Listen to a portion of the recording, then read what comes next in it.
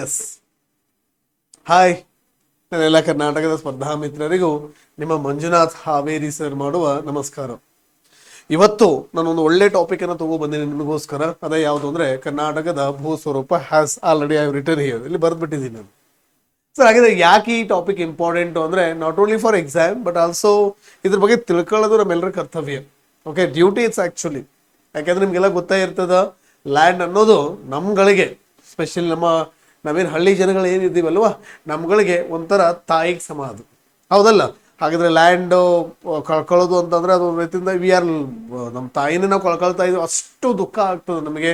ಹಾಗಾಗಿ ಈ land ರಿಫಾರ್ಮ್ಸ್ಗೆ okay ಏನದು, ಹಾಗಾದ್ರೆ ನಮ್ಮ ಹಕ್ಕುಗಳೇನು, ಓಕೆ ಇಂಡಿವಿಜುವಲ್ ನಮ್ಮ ಹಕ್ಕುಗಳೇನು, ಗೌರ್ನಮೆಂಟ್ ಹಕ್ಕುಗಳೇನು, ಆ ಗೌರ್ನಮೆಂಟ್ ಯಾವ್ಯಾವ ಸ್ಟೆಪ್ಗಳನ್ನು ತಗೊಬಂದೈತಿ, ಸೊ ಇವೆಲ್ಲವನ್ನ ಇವತ್ತಿನ ಕ್ಲಾಸಲ್ಲಿ ತೆಗೆದುಕೊಳ್ಳೋಣ. ಅದ್ರ ಜೊತೆಗೆ ನಮ್ಮ ಎಕ್ಸಾಮಿನೇಷನ್ ಪಾಯಿಂಟ್ ಆಫ್ ವ್ಯೂ ಕೂಡ ಯಾವ ತರ ಕ್ವೆಶನ್ಸ್ ಅನ್ನ ಕೇಳ್ತಾರೆ ಅನ್ನೋದು ಕೂಡ ನಿಮಗೆ ಗೊತ್ತಾಗ್ತದೆ. ಆಮೇಲೆ ಒಂದು ಗ್ಯಾರಂಟಿ ನಾನು ಕೊಡ್ತೀನಿ, ನೀವೇನಾದ್ರೂ ಈ ಕ್ಲಾಸ್ ಅನ್ನ ಕರೆಕ್ಟ್ ಆಗಿ ಅರ್ಥ ಮಾಡ್ಕೊಂಡ್ರೆ ನೀವು ಅಪ್ಕಮಿಂಗ್ ಬರ್ತಕ್ಕಂಥ ಎಲ್ಲಾ ಎಕ್ಸಾಮ್ ಅಲ್ಲಿ ಓಕೆ ಮೋಸ್ಟ್ ಆಫ್ ಕ್ವೆಶನ್ಸ್ಗೆ ನೀವು ಖಂಡಿತ ಯು ವಿಲ್ ಆನ್ಸರ್.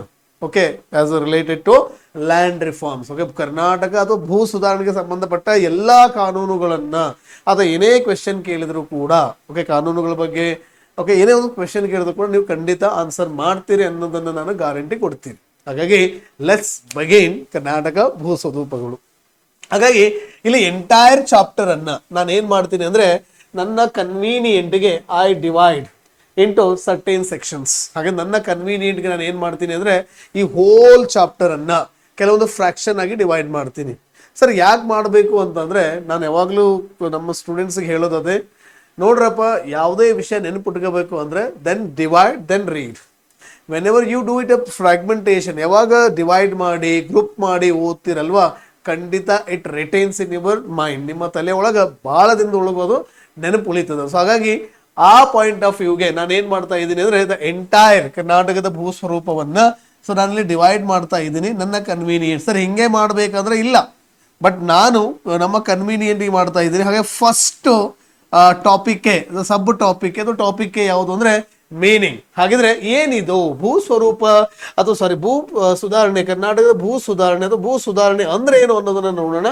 ಅದಾದ ನಂತರ ಸೊ ಹಾಗೆ why it is important means the significance, right? Then again we have to understand the significance of right the ಭೂ ಸ್ವರೂಪದ land reforms, sorry land reform, that is a significance means ಏನೈತಪ್ಪ ಇದರ ಪ್ರಾಮುಖ್ಯತೆ.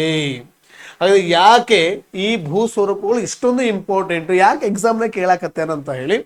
So ಮೂರನೇದು ಇದೇನಾದ್ರೂ ಅರ್ಥ ಆಯ್ತು ಅಂದ್ರೆ ಅದಕ್ಕೆ ಮತ್ತೊಂದು ಲಿಂಕ್ ಇದೆ. ನಾನು ಏನ್ ಮಾಡ್ತೀನಿ ಅಂತಂದ್ರೆ ಸೊ ಬ್ಯಾಕ್ ಗ್ರೌಂಡ್ ಅನ್ನ right we have to understand about the so background, that is ಇತಿಹಾಸದ ಬಗ್ಗೆ ಕೂಡ ತಿಳ್ಕೋಬೇಕಾಗ್ತದ. ಯಾವುದರ ಇತಿಹಾಸ?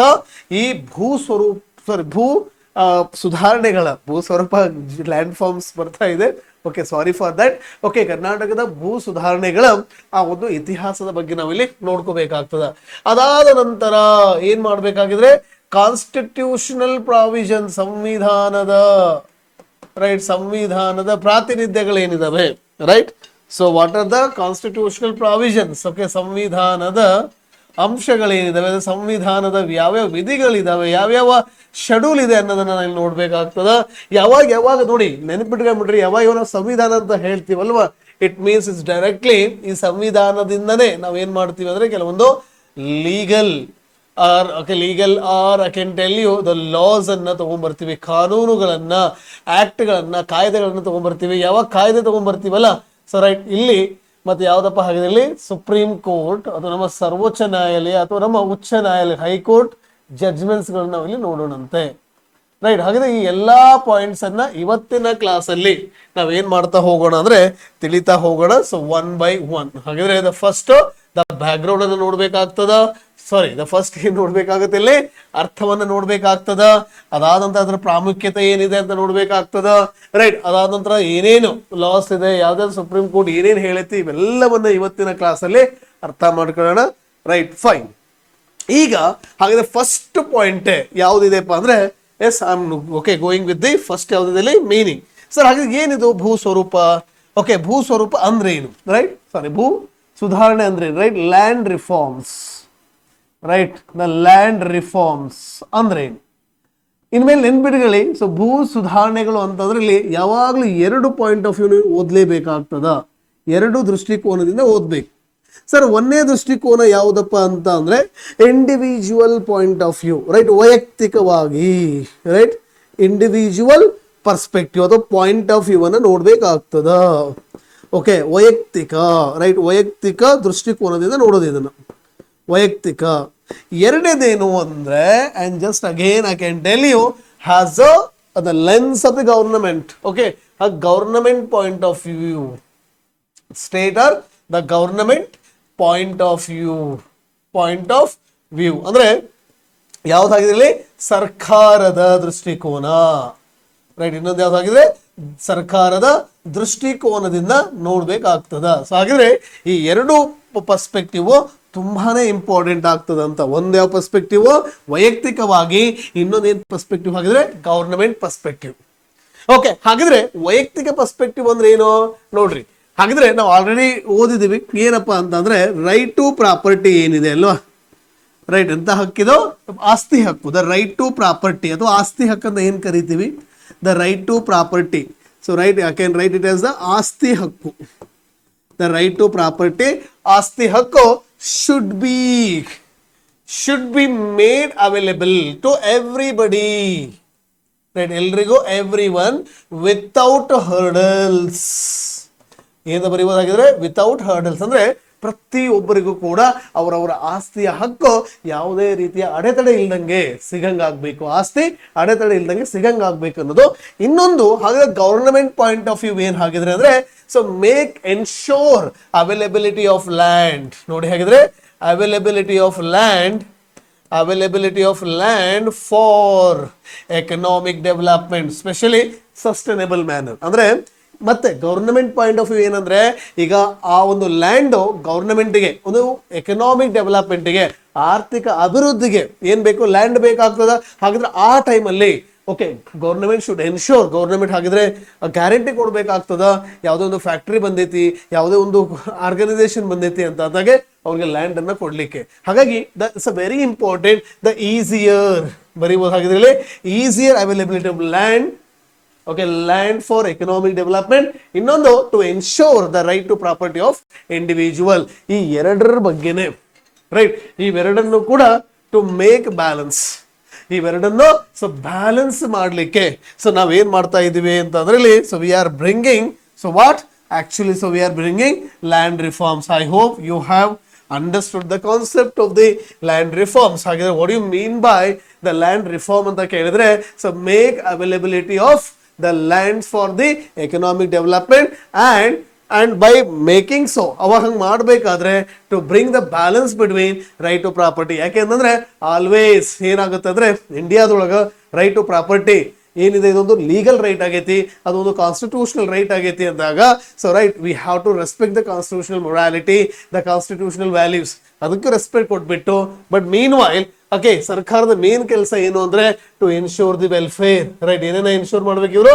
ಸಾಮಾಜಿಕ ಕಲ್ಯಾಣವನ್ನ ಕೂಡ, ಹಾಗೆ ಸೋಷಿಯಲ್ ವೆಲ್ಫೇರ್ ಅನ್ನ, ರೈಟ್. ಸೊ ಗವರ್ನಮೆಂಟ್ ಏನ್ ಮಾಡ್ಬೇಕಾಗತ್ತಾಗಿದ್ರೆ ಇಟ್ ಹ್ಯಾಸ್ ಟು ಎನ್ಶೋರ್ ಮಾಡ್ಬೇಕಾಗತ್ತೆ, ರೈಟ್. ಹಾಗಾಗಿ ಎಂಟೈರ್ ಲ್ಯಾಂಡ್ ರಿಫಾರ್ಮ್ ಒಳಗ ನಾವು ಓದೋದು ಯಾವ್ದ್ರ ಬಗ್ಗೆ ಓದ್ತೀವಿ ಅಂತ ಅಂದ್ರೆ, in order to make the balance between the individual right ಇನ್ನೊಂದು ಹಾಗಿದ್ರೆ the government, okay, the government rights of acquisition. ಯಾಕೆ ರೈಟ್ ಆಫ್ ಅಕ್ವಿಸೇಷನ್ ಅಂದ್ರೆ to ensure the easier availability of the land for ಯಾವುದಕ್ಕೆ, ಯಾವ purpose?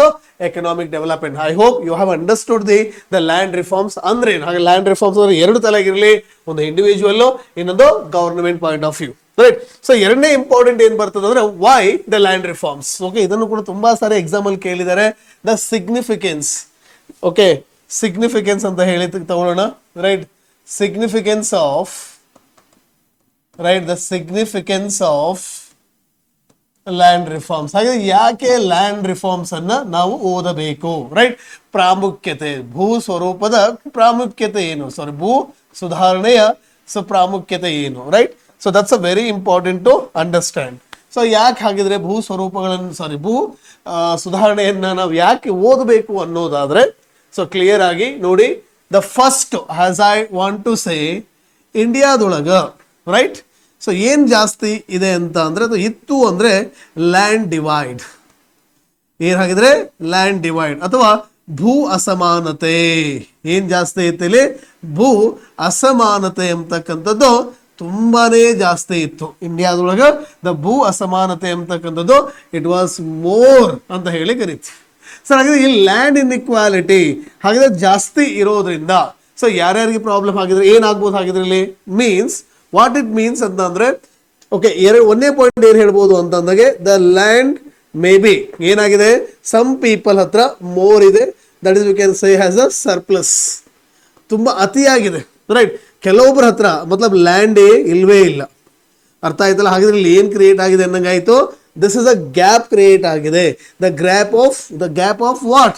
The land inequality right. The land inequality form ಆಗಿದೆ. Okay, ಭೂಮಿಯ ಅಸಮಾನತೆ ಇದೆ right. ಎರಡನೇದೇನು ಅಂತ ಅಂದ್ರೆ ಈ ಲ್ಯಾಂಡ್ ಡಿವೈಡ್ ರೈಟ್. ಈಗ for example okay, lesser availability of the lesser availability of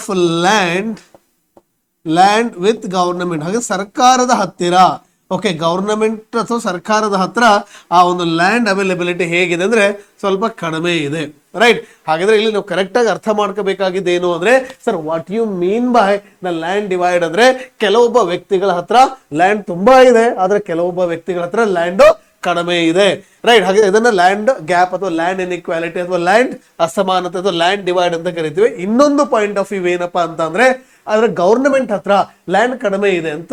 okay, ಹಾಗೆ ನಾನು ಏನ್ ಬರಿತಾ ಇದ್ರೆ the lesser availability of land. ಹಾಗೆ ಗವರ್ನಮೆಂಟ್ ಹತ್ರ ಲ್ಯಾಂಡ್ ಕಮ್ಮಿ ಐತಿ ಅಂದ್ರೆ ಯಾವುದೋ ಒಂದು ಇಂಡಸ್ಟ್ರಿ ಬಂದೈತೆ ಅಂತ ಅನ್ಕೊಳ್ಳಿ, ನೀವು ಏನಾದ್ರು ಲ್ಯಾಂಡ್ ಕೊಡ್ಲಿಲ್ಲ ಅಂದ್ರೆ they go for other States. For example ಅವೆಲ್ಲ ನೋಡಿರ್ಬೇಕು ಇತ್ತೀಚೆಗೆ ಆಂಧ್ರ ಪ್ರದೇಶ್ ಗವರ್ನಮೆಂಟ್ ವರ್ಸಸ್ ನಮ್ಮ ಕರ್ನಾಟಕ ಗವರ್ನಮೆಂಟ್ ನ ಒಂದು ಚಿಲ್ಲಿ ಇಶ್ಯೂ ನೀವು ನೋಡಿರ್ಬೇಕಲ್ವಾ. ಸೊ ಟ್ವಿಟರ್ ಅಥವಾ ಎಕ್ಸ್ ಅಲ್ಲಿ ಏನೊಂದು ಓಕೆ ಟಗ್ ಆಫ್ ವಾರ್ ನಡೀತಾ ಇದೆ ನೋಡಿ ರೈಟ್. ಸೊ ಹಾಗಾಗಿ ಇದು ಏನಕ್ಕೆ ಅಂದ್ರೆ ಅಷ್ಟು ಇಂಪಾರ್ಟೆಂಟ್ ಆಗಿರುತ್ತೆ. ಸೊ ಲ್ಯಾಂಡ್ ಅನ್ನ ಕೇರ್ದಾಗ ಕೊಡೋದು. ಕೊಡ್ಲಿಲ್ಲ ಅಂದ್ರೆ ಡೆಫಿನೆಟ್ಲಿ ನಮ್ದು ಈಸ್ ಆಫ್ ಡೂಯಿಂಗ್ ಚೆನ್ನಾಗಿಲ್ಲ. ಹಾಗಾಗಿ ಗೋ ಫಾರ್ ಅದರ್ ಸ್ಟೇಟ್ಸ್, ಬೇರೆ ಸ್ಟೇಟ್ಗೆ ಹೋಗ್ತಾರೆ. ಹಾಗಾದ್ರೆ ನೋಡಿ, ಕಂಪನಿ ಅಂದ್ರೆ ಎಂಪ್ಲಾಯ್ಮೆಂಟ್, ಕಂಪನಿ ಅಂದ್ರೆ ಇನ್ವೆಸ್ಟ್ಮೆಂಟ್, ಕಂಪನಿ ಬರ್ತಾ ಇದೆ ಅಂದ್ರೆ ಟೆಕ್ನಾಲಜಿ ಬರ್ತಾ ಇದೆ. ಜಸ್ಟ್ ಇಮ್ಯಾಜಿನ್, ಅದ ಕಂಪನಿ ಬರ್ತಾ ಇದೆ ಅಂದ್ರೆ ಇನ್ಫ್ರಾಸ್ಟ್ರಕ್ಚರ್ ಒಂದೋ ಎರಡೋ.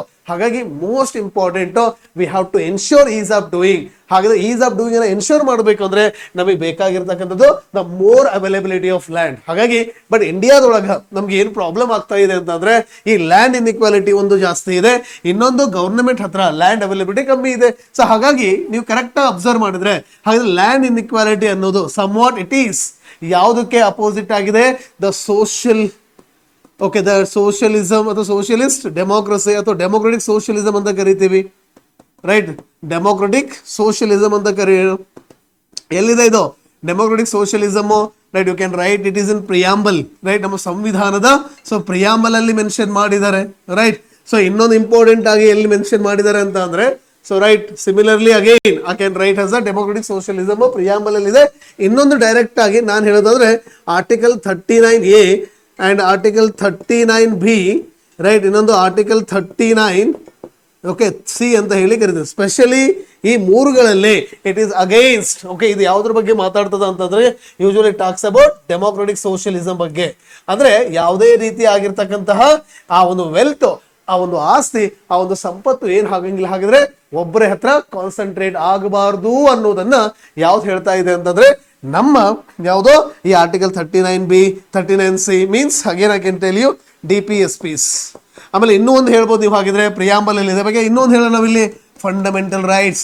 ಬಿಕಾಸ್ ರೈಟ್ ಟು ಈಕ್ವಾಲಿಟಿ, ಹೌದಾ, ರೈಟ್ ಟು ಈಕ್ವಾಲಿಟಿ ಹೇಳಿ, ಓಕೆ ದ ಇಕ್ವಿಟಿ ಹೇಳಿ. ಸೊ ರೈಟ್ ಇವೆಲ್ಲ ಕೂಡ ಅಗೈನ್ ಏನಿದೆ ಇದು they are actually following the democratic socialism. ಹಾಗಾಗಿ ಈ ಡೆಮೋಕ್ರೆಟಿಕ್ ಸೋಷಿಯಲಿಸಮ್ ಅನ್ನು ನಾವು ಅಚೀವ್ ಮಾಡಬೇಕು ಅಂದ್ರೆ, ಫಂಡಮೆಂಟಲ್ ರೈಟ್ಸ್ ಅನ್ನು ಪ್ರಾಪರ್ ಆಗಿ ಇಂಪ್ಲಿಮೆಂಟ್ ಮಾಡಬೇಕು ಅಂದ್ರೆ, ಅಥವಾ preamble the value of the preamble ಅನ್ನ ಎನ್ಶೋರ್ ಮಾಡಬೇಕು ಅಂದ್ರೆ, to what implement the DPSPs properly ನಮಗೆ ಏನ್ ಬೇಕಾಗುತ್ತೆ. ಹಾಗಾದ್ರೆ ದ ಲ್ಯಾಂಡ್ ರಿಫಾರ್ಮ್ಸ್ ಅನ್ನೋದು ತುಂಬಾನೇ ಇಂಪಾರ್ಟೆಂಟ್ ಆಗ್ತದ. ಒಂದು ಪಾಯಿಂಟ್. ಇನ್ನೊಂದು ಪಾಯಿಂಟ್ ಏನಂತ ಹೇಳಿದೆ ನಾನು ಹಾಗಿದ್ರೆ, so government whenever the institutions ಅವು ಯಾವುದೊಂದು organisation when they demand, so in demand ಇದ್ದಾಗ ಅಥವಾ ಆನ್ ಡಿಮ್ಯಾಂಡ್ ಇದ್ದಾಗ we have to furnish the land. ಆ ಲ್ಯಾಂಡ್ ಅನ್ನು ನಾವು ಇಲ್ಲಿ ಭೂಮಿಯನ್ನು ನಾವು ಏನ್ ಮಾಡ್ಬೇಕಾಗುತ್ತೆ, ಕೊಡ್ಬೇಕಾಗುತ್ತೆ. ಇಲ್ಲಾಂದ್ರೆ ನಮ್ಮ ಕರ್ನಾಟಕದಿಂದ ಏನಾಗುತ್ತೆ, ಆ ಒಂದು ಕಂಪನಿ ಬಿಟ್ಟು ಹೋಗ್ತದೆ. Means lost to our state ಅಲ್ವಾ, ಇದಾಗಬಾರ್ದು ಅಂತ. ಹಾಗಾಗಿ ಪ್ರಾಮುಖ್ಯತೆಯನ್ನು ನೀವು 1 by 1 ನೋಡ್ತಾ ಹೋದ್ರೆ ನೋಡಿ, ಈಗ ಇವೆಲ್ಲವನ್ನ ಯೂಸ್ ಮಾಡ್ಕೊಂಡು ಅಲ್ಲಿ ಬರೀತೀನಿ.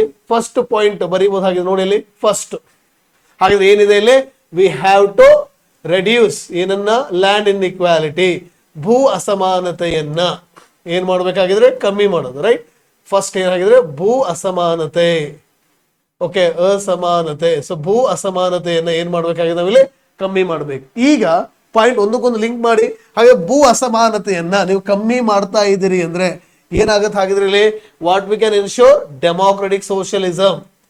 ರೈಟ್, ಡೆಮೋಕ್ರೆಟಿಕ್ ಸೋಷಿಯಲಿಸಮ್, ಪ್ರಜಾಪ್ರಭುತ್ವದ ಅಥವಾ ಸಮಾಜವಾದಿ ಪ್ರಜಾಪ್ರಭುತ್ವ ಅಂತ ಹೇಳಿ ಕರಿಬಹುದು. ರೈಟ್, ಏನು ಕರೀದಕ್ಕೆ, ಸಮಾಜವಾದಿ, ಓಕೆ, ಪ್ರಜಾಪ್ರಭುತ್ವ, ಓಕೆ, ಪ್ರಭುತ್ವವನ್ನ ಸ್ಥಾಪನೆ ಮಾಡೋದಂತ ಕರಿಬಹುದು. ಹಾಗಿದ್ರೆ ಇವಾಗ ಹೇಳಿ, ಡೆಮೋಕ್ರೆಟಿಕ್ ಸೋಷಿಯಲಿಸಮ್ ಅನ್ನು ನಾವು ಮಾಡಬೇಕು ಅಂದ್ರೆ ಲ್ಯಾಂಡ್ ಏನ್ ಮಾಡ್ಬೇಕಾಗಿದ್ರೆ, ಲ್ಯಾಂಡ್ ಏನ್ ಮಾಡ್ಬೇಕು, ಅಥವಾ ಲ್ಯಾಂಡ್ ಇನ್ಇಕ್ವಾಲಿಟಿನ ಕಡಿಮೆ ಮಾಡಬೇಕು, ಡೆಮೋಕ್ರೆಟಿಕ್ ಸೋಷಿಯಲಿಸಮ್ ಅನ್ನು ಮಾಡಬೇಕು ಅಂದ್ರೆ ಲ್ಯಾಂಡ್ನೆಸ್ ಇಂದ ಲ್ಯಾಂಡ್ಲೆಸ್ ಅಥವಾ okay land should be transfer. ಹಾಗಾದ್ರೆ ಭೂಮಿಯನ್ನ ಓಕೆ ನಾವೇನ್ ಮಾಡ್ಬೇಕಾಗತ್ತೆ ಇಲ್ಲಿ, ಟ್ರಾನ್ಸ್ಫರ್ ಮಾಡ್ಬೇಕಾಗತ್ತೆ. ಫ್ರಮ್ ಯಾರಿಂದ ಯಾರಿಗೆ, ಹಾಗಿದ್ರೆ ಫ್ರಮ್ ಹ್ಯಾವ್ಸ್ ಇಂದ, ಯಾರ ಹತ್ರ ಇದೆ, okay, from haves to have nots. ಯಾರ ಹತ್ರ ಭೂಮಿ ಇದೆ ಅವರಿಂದ ಯಾರ ಹತ್ರ ಭೂಮಿ ಇಲ್ಲ ಅವ್ರಗಳಿಗೆ ನಾವ್ ಏನ್ ಮಾಡ್ಬೇಕಾಗತ್ತೆ, ಹಾಗಿದ್ರೆ ವಿ ಹ್ಯಾವ್ ಟು ಟ್ರಾನ್ಸ್ಫರ್. ನಾವು ಅದನ್ನ ಏನ್ ಮಾಡ್ಬೇಕಾಗತ್ತಪ್ಪ ಅಂದ್ರೆ ರೈಟ್ ಶಿಫ್ಟ್ ಮಾಡ್ಬೇಕಾಗ್ತದ, ಅವ್ರಿಗೆ ಟ್ರಾನ್ಸ್ಫರ್ ಮಾಡ್ಬೇಕಾಗ್ತದ. ಹಾಗೆ ಈಗ ನೆಕ್ಸ್ಟ್ ಹಾಗೆ ಯೋಚನೆ ಮಾಡಿ, ನಾನು ಹಾಗಿದ್ರೆ ಟ್ರಾನ್ಸ್ಫರ್ ಮಾಡ್ತಾ ಇದ್ದೀನಿ ಯಾರಿಂದ, ಹ್ಯಾವ್ಸ್ ಇಂದ ಹ್ಯಾವ್ ನಾಟ್ಸ್ ಮಾಡ್ತಾ ಇದ್ದೀನಿ ಅಂತ ಅಂದ್ರೆ ರೈಟ್. ಹಾಗಿದ್ರೆ ಇದು ಮಾಡಬೇಕು ಅಂದ್ರೆ ಅರ್ಥ ಏನು, ಹಾಗಿದ್ರೆ I am what I am actually I am okay maintaining the justice. ಹಾಗೆ ನಾನು ಏನ್ ಮಾಡ್ತಾ ಇದ್ದೀನಿ, ನ್ಯಾಯವನ್ನ ಕೊಡ್ತಾ ಇದ್ದೀನಿ. ಹಾಗಿದ್ರೆ ಎಂತಹನೇ ಒಬ್ಬರಿಗೆ ಕೊಡ್ತಾ ಇದ್ದೀನ, ಎಲ್ರಿಗೂ ಕೊಡ್ತಾ ಇದ್ದೀನ, ಎಲ್ರಿಗೂ ಕೊಡ್ತಾ ಇದ್ದೀನಿ. ಹಾಗಾದ್ರೆ ನಾವಿಲ್ಲಿ ಬರೀಬಹುದು, ಟು ಎನ್ಶೋರ್ ಸೋಷಿಯಲ್ ಜಸ್ಟಿಸ್, ಸಾಮಾಜಿಕ ನ್ಯಾಯ. ಏನನ್ನ ಕೊಡ್ತಾ ಇದ್ದೀನಿ ನಾನಿಲ್ಲಿ, ಸಾಮಾಜಿಕ ನ್ಯಾಯವನ್ನ ಕೊಡ್ತಾ ಇದ್ದೀನಿ. ಹಾಗೆ ಸಾಮಾಜಿಕ ನ್ಯಾಯ ಹೆಂಗ್ ಕೊಡ್ತಾ ಇದ್ದೀನಿ, ಟ್ರಾನ್ಸ್ಫರ್ ಫ್ರಮ್ ಹ್ಯಾವ್ಸ್ ಇಂದ ಹ್ಯಾವ್ ನಾಟ್ಸ್ಗೆ. ಹಾಗೆ ಇದನ್ನೇ ಓಕೆ ಡಿಸ್ಟ್ರಿಬ್ಯೂಟಿವ್ ಜಸ್ಟಿಸ್ ಅಂತ ಕರಿತೀವಿ. ಏನ್ ಕರಿತೀವಿ ಇದಕ್ಕೆ, ಡಿಸ್ಟ್ರಿಬ್ಯೂಟಿವ್ ಜಸ್ಟಿಸ್. ಹಾಗಿದ್ರೆ ಯಾವುದಕ್ಕೆ, ಈ ನಾವು ಡಿಸ್ಟ್ರಿಬ್ಯೂಟ್ ಮಾಡ್ತಕ್ಕಂಥದ್ದು, ಹಸ್ತಾಂತರ ಮಾಡ್ತಕ್ಕಂಥದ್ದು ಏನಿದು, ಭೂಮಿಯನ್ನು ಯಾರಿಂದ, ಹ್ಯಾವ್ಸ್ ಇಂದ ಹ್ಯಾವ್ ನಾಟ್ಸ್ಗೆ, ಡಿಸ್ಟ್ರಿಬ್ಯೂಟಿವ್ ಜಸ್ಟಿಸ್. ಹಾಗೆ ಇವಾಗ ನೀವು ಕರೆಕ್ಟ್ ಆಗಿ ನೋಡಿ, ಈಗ ಸೋಷಿಯಲ್ ಜಸ್ಟಿಸ್ ನೀವೇನಾದ್ರೂ ಮಾಡಬೇಕು ಅಂದ್ರೆ ಡಿಸ್ಟ್ರಿಬ್ಯೂಟಿವ್ ಜಸ್ಟಿಸ್ ಬೇಕು. ನೀವೇನಾದ್ರೂ ಅಚೀವ್ ಮಾಡಿದ್ರೆ ಹಾಗೆ ನಾವು ಏನ್ ಅಚೀವ್ ಮಾಡೋದಾಗುತ್ತೆ, social justice through social equality, ಸಾಮಾಜಿಕ ಅಸಮಾನತೆಯನ್ನ. ಹಾಗೆ ಸೋಷಿಯಲ್ ಇಕ್ವಾಲಿಟಿ ಜೊತೆಗೆ even we can ensure social equity. Right, so ಹಾಗಾದ್ರೆ ಇಕ್ವಿಟಿ ಕೂಡ ನಾವ್ ಏನ್ ಮಾಡ್ಬೇಕಾಗುತ್ತೆ ಇಲ್ಲಿ, ಅಥವಾ ನಾವ್ ಏನ್ ಮಾಡ್ದಂಗಾಗುತ್ತೆ, ಸಾಧಿಸ್ದಂಗಾಗುತ್ತೆ. ಹಾಗಾದ್ರೆ ನೀವು ಕರೆಕ್ಟ್ ಅಬ್ಸರ್ವ್ ಮಾಡಿದ್ರೆ ಸೋಷಿಯಲ್ ಇಕ್ವಾಲಿಟಿ ಇರ್ಬೋದು, ಸೋಷಿಯಲ್ ಇಕ್ವಿಟಿ ಇರ್ಬೋದು, ಡಿಸ್ಟ್ರಿಬ್ಯೂಟಿವ್ ಜಸ್ಟಿಸ್ ಇರ್ಬೋದು, ಸೋಷಿಯಲ್ ಜಸ್ಟಿಸ್ ಇರ್ಬೋದು. ಓಕೆ, ಇವೆಲ್ಲ ಕೂಡ part of you can write as DPSPs. ಹಾಗಿದ್ರೆ ರಾಜ್ಯ ನಿರ್ದೇಶಕ ತತ್ವಗಳ ಇಂಪಾರ್ಟೆಂಟ್ ಆಗಿರ್ತಕ್ಕಂಥ ಭಾಗಗಳು. ಹಾಗಾಗಿ ವೈ ದ ಲ್ಯಾಂಡ್ ರಿಫಾರ್ಮ್ಸ್ ಅಂತ ಕೇಳಿದ್ರೆ, in order to ensure all these, to implement all this, ಅಥವಾ ಇನ್ನೊಂದು ಹೇಳ್ಬೋದು, to ensure the right to property.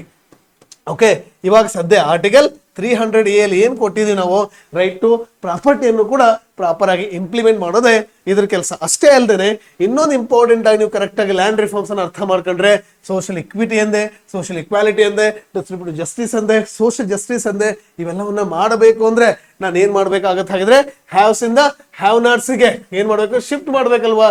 ಹಾಗೆ ಹಿಂಗ್ ಮಾಡ್ಬೇಕಾದ್ರೆ ಓಕೆ ಯಾರಿಂದ, ಯಾರ ಹತ್ರ ಇದೆ ಆ ಭೂಮಿಯನ್ನ ಯಾರಿಗೆ ಕಳಿಸ್ತಾ ಇದ್ದೀನಿ ನಾನು, ಯಾರ ಹತ್ರ ಭೂಮಿ ಇಲ್ಲ ಅವ್ರಿಗೆ ಕೊಡ್ತಾ ಇದ್ದೀನಿ ಅಂದ್ರೆ I have to somewhat challenges ಅನ್ನು ಕೂಡ ಇದಾವೆ. ಆಮೇಲೆ ಡಿಸ್ಕಷನ್ ಮಾಡ್ತೀನಿ. ಸೇಮ್ ಜುಡಿಷಿಯಲ್ ಚಾಲೆಂಜಸ್ ಇದೆ, ಓಕೆ ಲೀಗಲ್ ಚಾಲೆಂಜಸ್ ಇದೆ. ವಿ ವಿಲ್ ಡಿಸ್ಕಸ್ ಅಥವಾ ಗವರ್ನಮೆಂಟ್ ಏನೇನ್ ಮಾಡ್ಕೊಂಡಿದೆ ಅಂತ.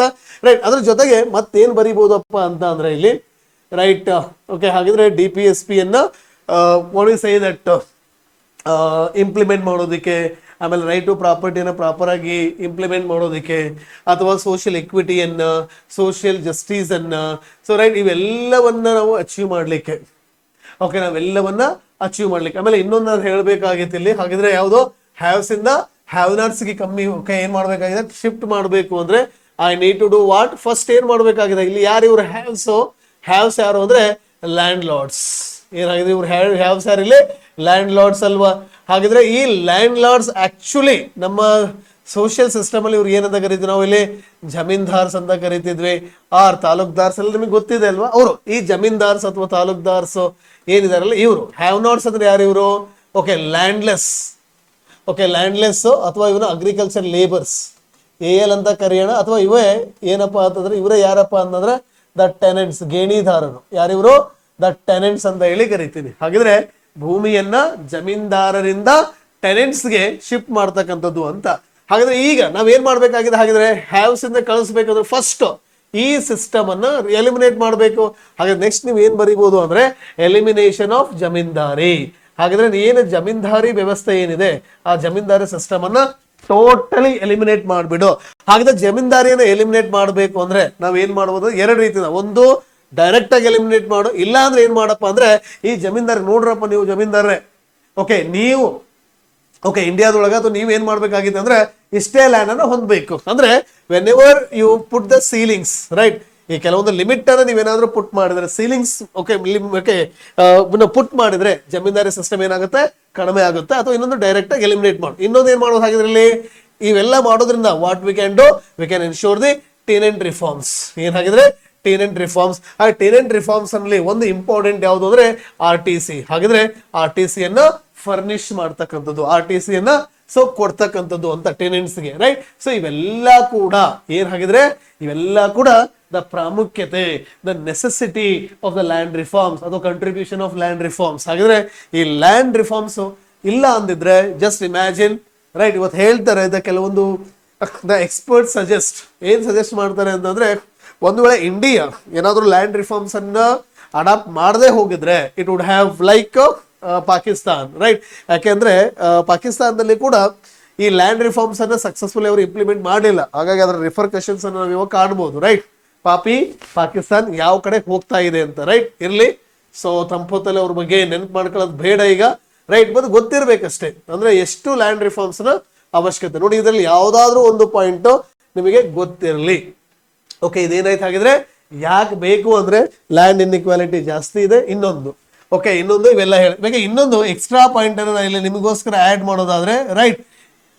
ಓಕೆ, ಏನಾಗಿದೆ ಇಲ್ಲಿ? ಲ್ಯಾಂಡ್ ಇನ್ಇಕ್ವಾಲಿಟಿ ಜಾಸ್ತಿ ಆಗಿದೆ. ಹಾಗಾದ್ರೆ ಈ ಲ್ಯಾಂಡ್ ಇನ್ಇಕ್ವಾಲಿಟಿ ಏನಾದ್ರೂ ಜಾಸ್ತಿ ಆಯ್ತು ಅಂದ್ರೆ ಓಕೆ, ಇಟ್ ಆಕ್ಚುಲಿ ಯಾವ್ದ ಮೇಲೆ ಪ್ರೆಷರ್ ಕ್ರಿಯೇಟ್ ಮಾಡುತ್ತೆ? ಇದು ಯೂಶಲಿ ಯಾವ್ದ್ರ ಮೇಲೆ?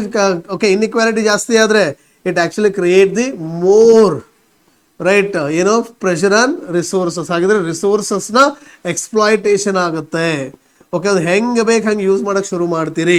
ಹಾಗೆ ರಿಸೋರ್ಸಸ್ ಎಕ್ಸ್ಪ್ಲಾಯ್ಟೇಷನ್ ಆಯ್ತು ಅಂದ್ರೆ ಆ ಒಂದು ರಿಸೋರ್ಸಸ್ ಹೆಂಗೆ ಈ ತರ ನೀವು ಹೆವಿ ಎಕ್ಸ್ಪ್ಲಾಯ್ಟ್ ಮಾಡಿದ್ರಿ ಅಂದ್ರೆ ಸೊ ಫೈನಲಿ ಅದೇನಾಗ್ಬೋದಾಗಿದ್ರೆ it's directly causes what? It affects the global commons, right. ಯಾವುದಕ್ಕೆ ಅಫೆಕ್ಟ್ ಮಾಡುತ್ತಿದ್ದು? ಓಕೆ, ಜಾಗತಿಕ ಕಾಮನ್ಸ್ ಅಂದ್ರೆ ಎಲ್ಲರಿಗೂ ಸಿಗ್ತಕ್ಕಂಥವು. ಈಗ ಫಾರ್ ಎಕ್ಸಾಂಪಲ್ ಕೊಡ್ರಿ ಸರ್ ಅಂದ್ರೆ ಈ ನಿಮ್ ಊರೊಳಗೆ ಒಂದು ಕೊಳ ಐತಿ ಅಂದ್ರೆ ಓಕೆ, ಅದನ್ನ ವಿಲೇಜ್ ಕಾಮನ್ಸ್ ಅನ್ಬೋದು ಅಥವಾ ಕಾಮನ್ ರಿಸೋರ್ಸ್ ಅಂತ ಹೇಳಿ ಕರಿತೀವಿ. ಅದ ಪಾಂಡ್ ಇರ್ಬೋದು ಅಥವಾ ಈ ಗೋಮಾಳ ಇರ್ತವೆ, ಅದು ಕೂಡ ಎಲ್ರಿಗೂ ಸಂಬಂಧಪಟ್ಟಿದ್ದು. ಓಕೆ, ನೀನ್ ಒಬ್ನೇ ಅಲ್ಲಿ ಹೋಗ್ಬೇಕು ಮತ್ತೊಬ್ರು ಹೋಗ್ಬೇಕು ಅನ್ನಕ್ ಬರಂಗಿಲ್ಲ. ಬಸ್ ಸ್ಟಾಪ್ಸ್ ಏನಿದೆ ಈ ತರ ಕಾಮನ್ ರಿಸೋರ್ಸ್ ಗ್ಲೋಬಲ್. ಅದೇ ರೀತಿ ಎಂಟೈರ್ ವರ್ಲ್ಡ್ ಅಲ್ಲಿ ಗ್ಲೋಬಲ್ ಕಾಮನ್ಸ್ ಯಾವ್ದಾವ್ದಿದೆ? ಓಕೆ, ಹೈ ಸಿ ಇದೆ ಅಲ್ವಾ, ರೈಟ್. ಹೈ ಸೀಸ್ ಇದೆ ಅಥವಾ ಇದನ್ನ we can call as open sea ಅಂತ ಕರಿತೀವಿ, ತೆರೆದ ಸಮುದ್ರ, ರೈಟ್. ಓಪನ್ ಸಿ ಅಂತ ಕರಿತೀವಿ, ರೈಟ್. ಅಥವಾ ಇದಕ್ಕೆ ಇನ್ನೊಂದು ಹೆಸರು ಓಕೆ ಅಂತಾರಾಷ್ಟ್ರೀಯ ಜಲ, international water, right. International water, right. ಹಾಗೆ ಯಾರ ಪರ್ಮಿಷನ್ ತುಂಬಾ ಇಂಪಾರ್ಟೆಂಟ್ ಇದೆ ಇಲ್ಲಿ? ಇಂಟರ್ನ್ಯಾಷನಲ್ ಸೀ ಬೆಡ್ ಅಥಾರಿಟಿ ಅವರ ಪರ್ಮಿಷನ್, ರೈಟ್. ಜೊತೆಗೆ ಅಗೇನ್ ಯಾರು ಇದನ್ನೆಲ್ಲ ಮೇಂಟೈನ್ ಮಾಡೋರು ಯಾರಾಗಿದ್ರೆ? International maritime, the London based IMO. ಹಾಗೆ ಯಾವ ಕನ್ವೆನ್ಷನ್ ಇದೆ? UN ಕ್ಲಾಸ್, ರೈಟ್. ಅವೆಲ್ಲ ಬೇಡ ಈಗ, ರೈಟ್. ಜಸ್ಟ್ ಒಂದು ಐಡಿಯಾ ಇರಲಿ ಅಂತ ಒಂದು ಎಕ್ಸಾಂಪಲ್ ಯಾವುದು? High C. ಎರಡನೇದು ಇಂಪಾರ್ಟೆಂಟ್ ಯಾವ್ದು ಕೊಡ್ಬೋದು ನೀವು ಹಾಗಿದ್ರೆ? Polar areas, right. Specially Antarctic and Arctic regions, ಇದು ಕೂಡ ಎಲ್ರಿಗೂ. ಆಮೇಲೆ ಓಜೋನ್, ಇದು ಕೂಡ ಎಲ್ರದು. ಅಟ್ಮಾಸ್ಫಿಯರ್, ಇದು ಕೂಡ ಎಲ್ರದು. ಓಪನ್ ಸ್ಪೇಸ್, ಹಾಗಾಗಿ ಇದಕ್ಕೆ ರಿಲೇಟೆಡ್ ನಿಮ್ಗೆ ಗೊತ್ತಿರಬೇಕು. UNFCCC ಇರ್ಬೋದು ಅಥವಾ UNCBD ಇರ್ಬೋದು, UNCCD ಇರ್ಬೋದು ಅಥವಾ UN ಕ್ಲಾಸ್ ಅಂತ ಏನ್ ಹೇಳಿದ್ವಿ ಅದು ಇರ್ಬೋದು, ಮರಿಪೋಲ್ ಇರ್ಬೋದು, ರೈಟ್. ಇವೆಲ್ಲ ಕನ್ವೆನ್ಷನ್ಸು ಅಥವಾ ಗುಟೆನ್ಬರ್ಗ್ ಪ್ರೋಟೋಕಾಲ್ ಇವೆಲ್ಲದರ ಉದ್ದೇಶ ಒಂದೇ, ಗ್ಲೋಬಲ್ ರಿಸೋರ್ಸಸ್ ಅನ್ನ. ಯಾಕೆ ಅಂತಂದ್ರೆ ಈ ಗ್ಲೋಬಲ್ ರಿಸೋರ್ಸ್ ಅನ್ನ ಕಾಪಾಡಲಿಲ್ಲ ಅಂದ್ರೆ ಏನಾಗುತ್ತದು? ಟ್ರಾಜಿಡಿ ಆಫ್ ಕಾಮನ್ಸ್ ಆಗ್ತದ. ಹಾಗಾದ್ರೆ ಯಾವಾಗ ಟ್ರಾಜಿಡಿ ಆಫ್ ಕಾಮನ್ಸ್ ಆಗುತ್ತಲ್ವಾ? The self interest okay could exploit the resources. ಹಾಗಿದ್ರೆ ಇಟ್ ಈಸ್ ನಾಟ್ ಗುಡ್ ಅಂತ ಫಾರ್ ಸಸ್ಟೈನಬಲ್ ಡೆವಲಪ್ಮೆಂಟ್ಗೆ, ಸಸ್ಟೈನಬಲ್ ಗ್ರೋತ್ಗೆ, ಸಸ್ಟೈನಬಲ್ ಲೈವ್ಲಿಹುಡ್ಗೆ ಇಟ್ ಇಸ್ ನಾಟ್ ಫೇವರೇಬಲ್. ಹಾಗಾಗಿ ಟ್ರೆಜಿಡಿ ಆಫ್ ಕಾಮನ್ಸ್ ಆಗಬಾರ್ದು ಅಂದ್ರೆ ಓಕೆ ಲ್ಯಾಂಡ್ ಇನ್ಇಕ್ವಾಲಿಟಿ ಆಗೋದನ್ನ ತಡಿಬೇಕು. ಹಾಗಾಗಿ we are adapting what here, ಏನನ್ನ ನಾವಿಲ್ಲಿ ಅಡಾಪ್ಟ್ ಮಾಡ್ತಾ ಇದೀವಿ ಅಂದ್ರೆ ಲ್ಯಾಂಡ್ ರಿಫಾರ್ಮ್ಸ್, ರೈಟ್. ಹಾಗಾದ್ರೆ ಫಸ್ಟ್ ಪಾಯಿಂಟ್ ಓಕೆ ನೋಡಿ, ಫಸ್ಟ್ ಏನ್ ನಾವು ಡಿಸ್ಕಷನ್ ಮಾಡಿದೀವಪ್ಪ ಅಂತಂದ್ರೆ ರೈಟ್. ಸೊ ಹಾಗಾದ್ರೆ ಏನೇನು ಓದ್ಬೇಕಾಗಿದೆ ಇಲ್ಲಿ ಓಕೆ ಈ ಚಾಪ್ಟರ್ ಅಲ್ಲಿ ಅಂತ ಅಂದ್ರೆ ಫಸ್ಟ್ ನಾನು ಏನಂತ ಹೇಳಿದೆ, ಸೊ ಅರ್ಥ ಗೊತ್ತಾಯಿತು ಏನಾಗಿದ್ರೆ ಲ್ಯಾಂಡ್ ರಿಫಾರ್ಮ್ಸ್ ಅಂತ ಅಂದ್ರೆ so to bringing reforms in the right to property. Okay ಆಸ್ತಿಯ ಹಕ್ಕಲ್ಲಿ ಬದಲಾವಣೆಯನ್ನ ತರೋದು, ಸುಧಾರಣೆಯನ್ನ ತರೋದು. ಇನ್ನೊಂದು ಸೊ ಭೂಮಿ ಹತ್ರ ಅಥವಾ ಭೂಮಿಯು ಗವರ್ನಮೆಂಟ್ ಹತ್ರ ತುಂಬಾ ಇರ್ತಕ್ಕಂಥದ್ದು. Okay easier available land into the ಅಥವಾ in the government sector. Government sector ಅಲ್ಲಿ ಲ್ಯಾಂಡ್ ತುಂಬಾ ಇರಬೇಕು. ಸಿಗ್ನಿಫಿಕೆನ್ಸ್ ಗೊತ್ತಾಯ್ತು. ಅದು ನೀವು ಬೀಟ್ ಜಮೀನ್ದಾರಿ ಸಿಸ್ಟಮ್ ಅನ್ನ ಎಲಿಮಿನೇಷನ್ ಮಾಡೋದು, ಸೋಷಿಯಲ್ ಇಕ್ವಾಲಿಟಿಯನ್ನ, ಸೋಷಿಯಲ್ ಜಸ್ಟಿಸ್ ಅನ್ನ, ರೈಟ್ ಅವೆಲ್ಲ ಬರ್ದಿದ್ದೀನಿ, ರೈಟ್. ಇದನ್ನ ನೋಡ್ಬೇಕಾಗ್ತದೆ. ಇದಾದ ನಂತರ ಹಾಗಿದ್ರೆ ಹಿಸ್ಟಾರಿಕಲ್ ಬ್ಯಾಕ್ ಗ್ರೌಂಡ್ ಅನ್ನ ನೋಡೋದಾದ್ರೆ ನಾನು ಹೇಳಿದೆ ನಿಮಗೆ, so whenever we can go for the historical background, right. So ಇಲ್ಲಿ ಯಾವ್ದ್ರ ಹಿಸ್ಟಾರಿಕಲ್ ಬ್ಯಾಕ್ ಗ್ರೌಂಡ್, ಯಾಕೆ ಲ್ಯಾಂಡ್ ರಿಫಾರ್ಮ್ಸ್ ಇಂಪಾರ್ಟೆಂಟ್ ಆಯ್ತು ಅಂದ್ರೆ right the historical back ground.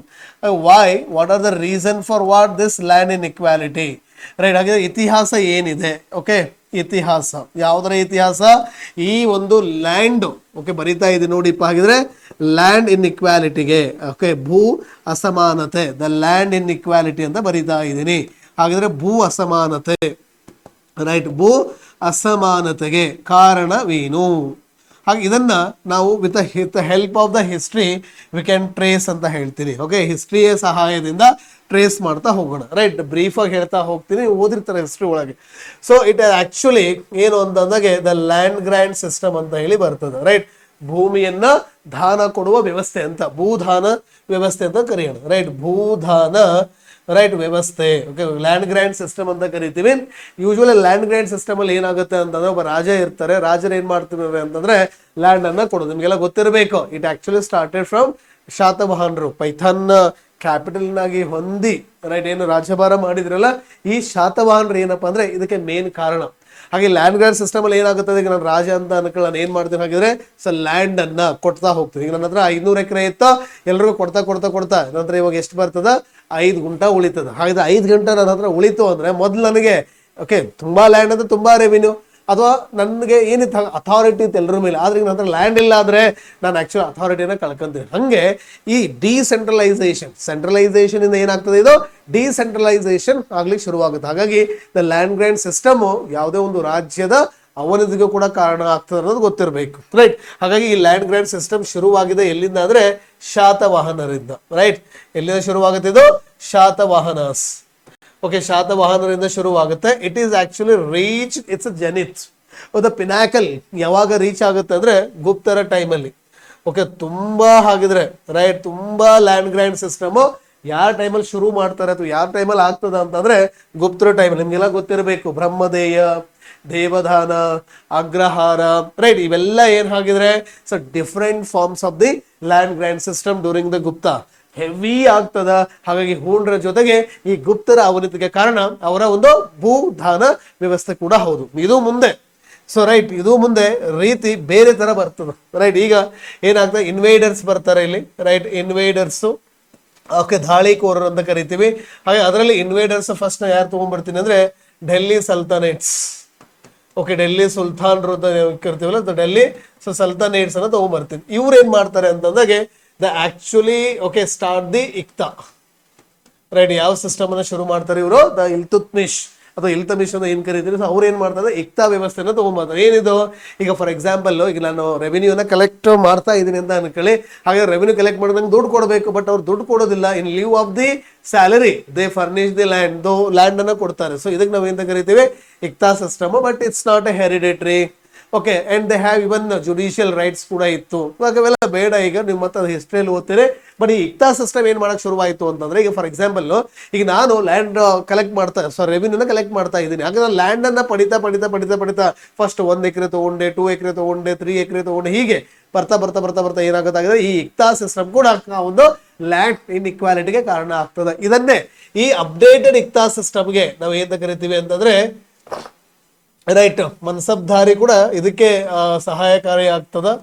ಜಗೀರ್ದಾರಿ ಯಾವ ಸಿಸ್ಟಮ್ ಇದು? ದ ಅಪ್ಡೇಟೆಡ್ ಇಕ್ತಾ ಸಿಸ್ಟಮ್ ಅಂತಾನು ಕರಿಬಹುದು, ಜಗೀರ್ದಾರಿ ಸಿಸ್ಟಮ್. ಇದು ಯಾರ ಕಾಲದಲ್ಲಿ ಅಂದ್ರೆ ಅಕ್ಬರ್, ಸ್ಪೆಷಲಿ ಇದು ಮೊಘಲ್ ಅಂತ ಹೇಳಿ ಕರಿಬಹುದು.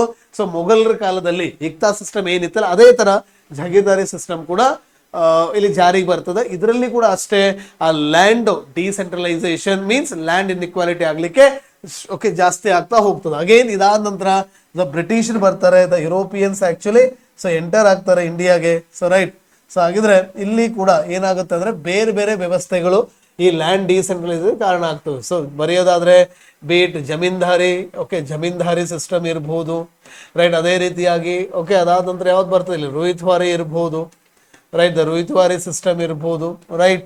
ಅದೇ ರೀತಿಯಾಗಿ ಮತ್ತೆ ಇಲ್ಲಿ ಮಹಲ್ವಾರಿಯನ್ನು ನಾವು ಹೇಳ್ಬೋದು, ರೈಟ್, ದ ಮಹಲ್ವಾರಿ ಸಿಸ್ಟಮ್ ಅನ್ನ ತಗೋಬಹುದು, ರೈಟ್. ಅದೇ ರೀತಿಯಾಗಿ you can talk about the taluqdari, right.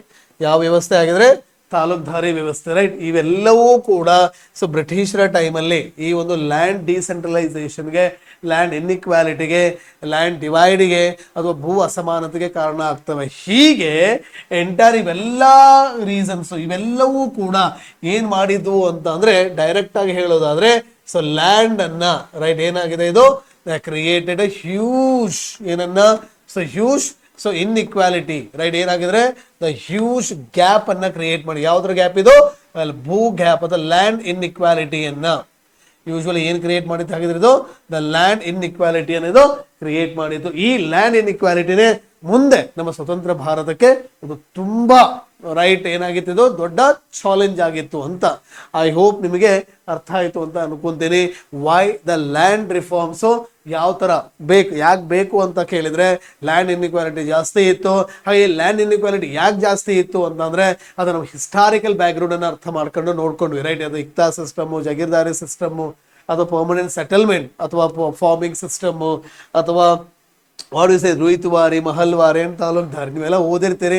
ಮತ್ತೆ ಅಗೇನ್ ಅದ್ರ ಬಗ್ಗೆ ಯಾರು ತಂದ್ರು, ಜಾರಿಗೆ ತಂದ್ರು, ಎಲ್ಲಿ ತಂದ್ರು, ಸೊ ಅದನ್ನ ಹೇಳ್ತಕ್ಕಂಥ ಅವಶ್ಯಕತೆ ಇಲ್ಲ ಅಂತ ಅನ್ಕೋತೀನಿ, ರೈಟ್.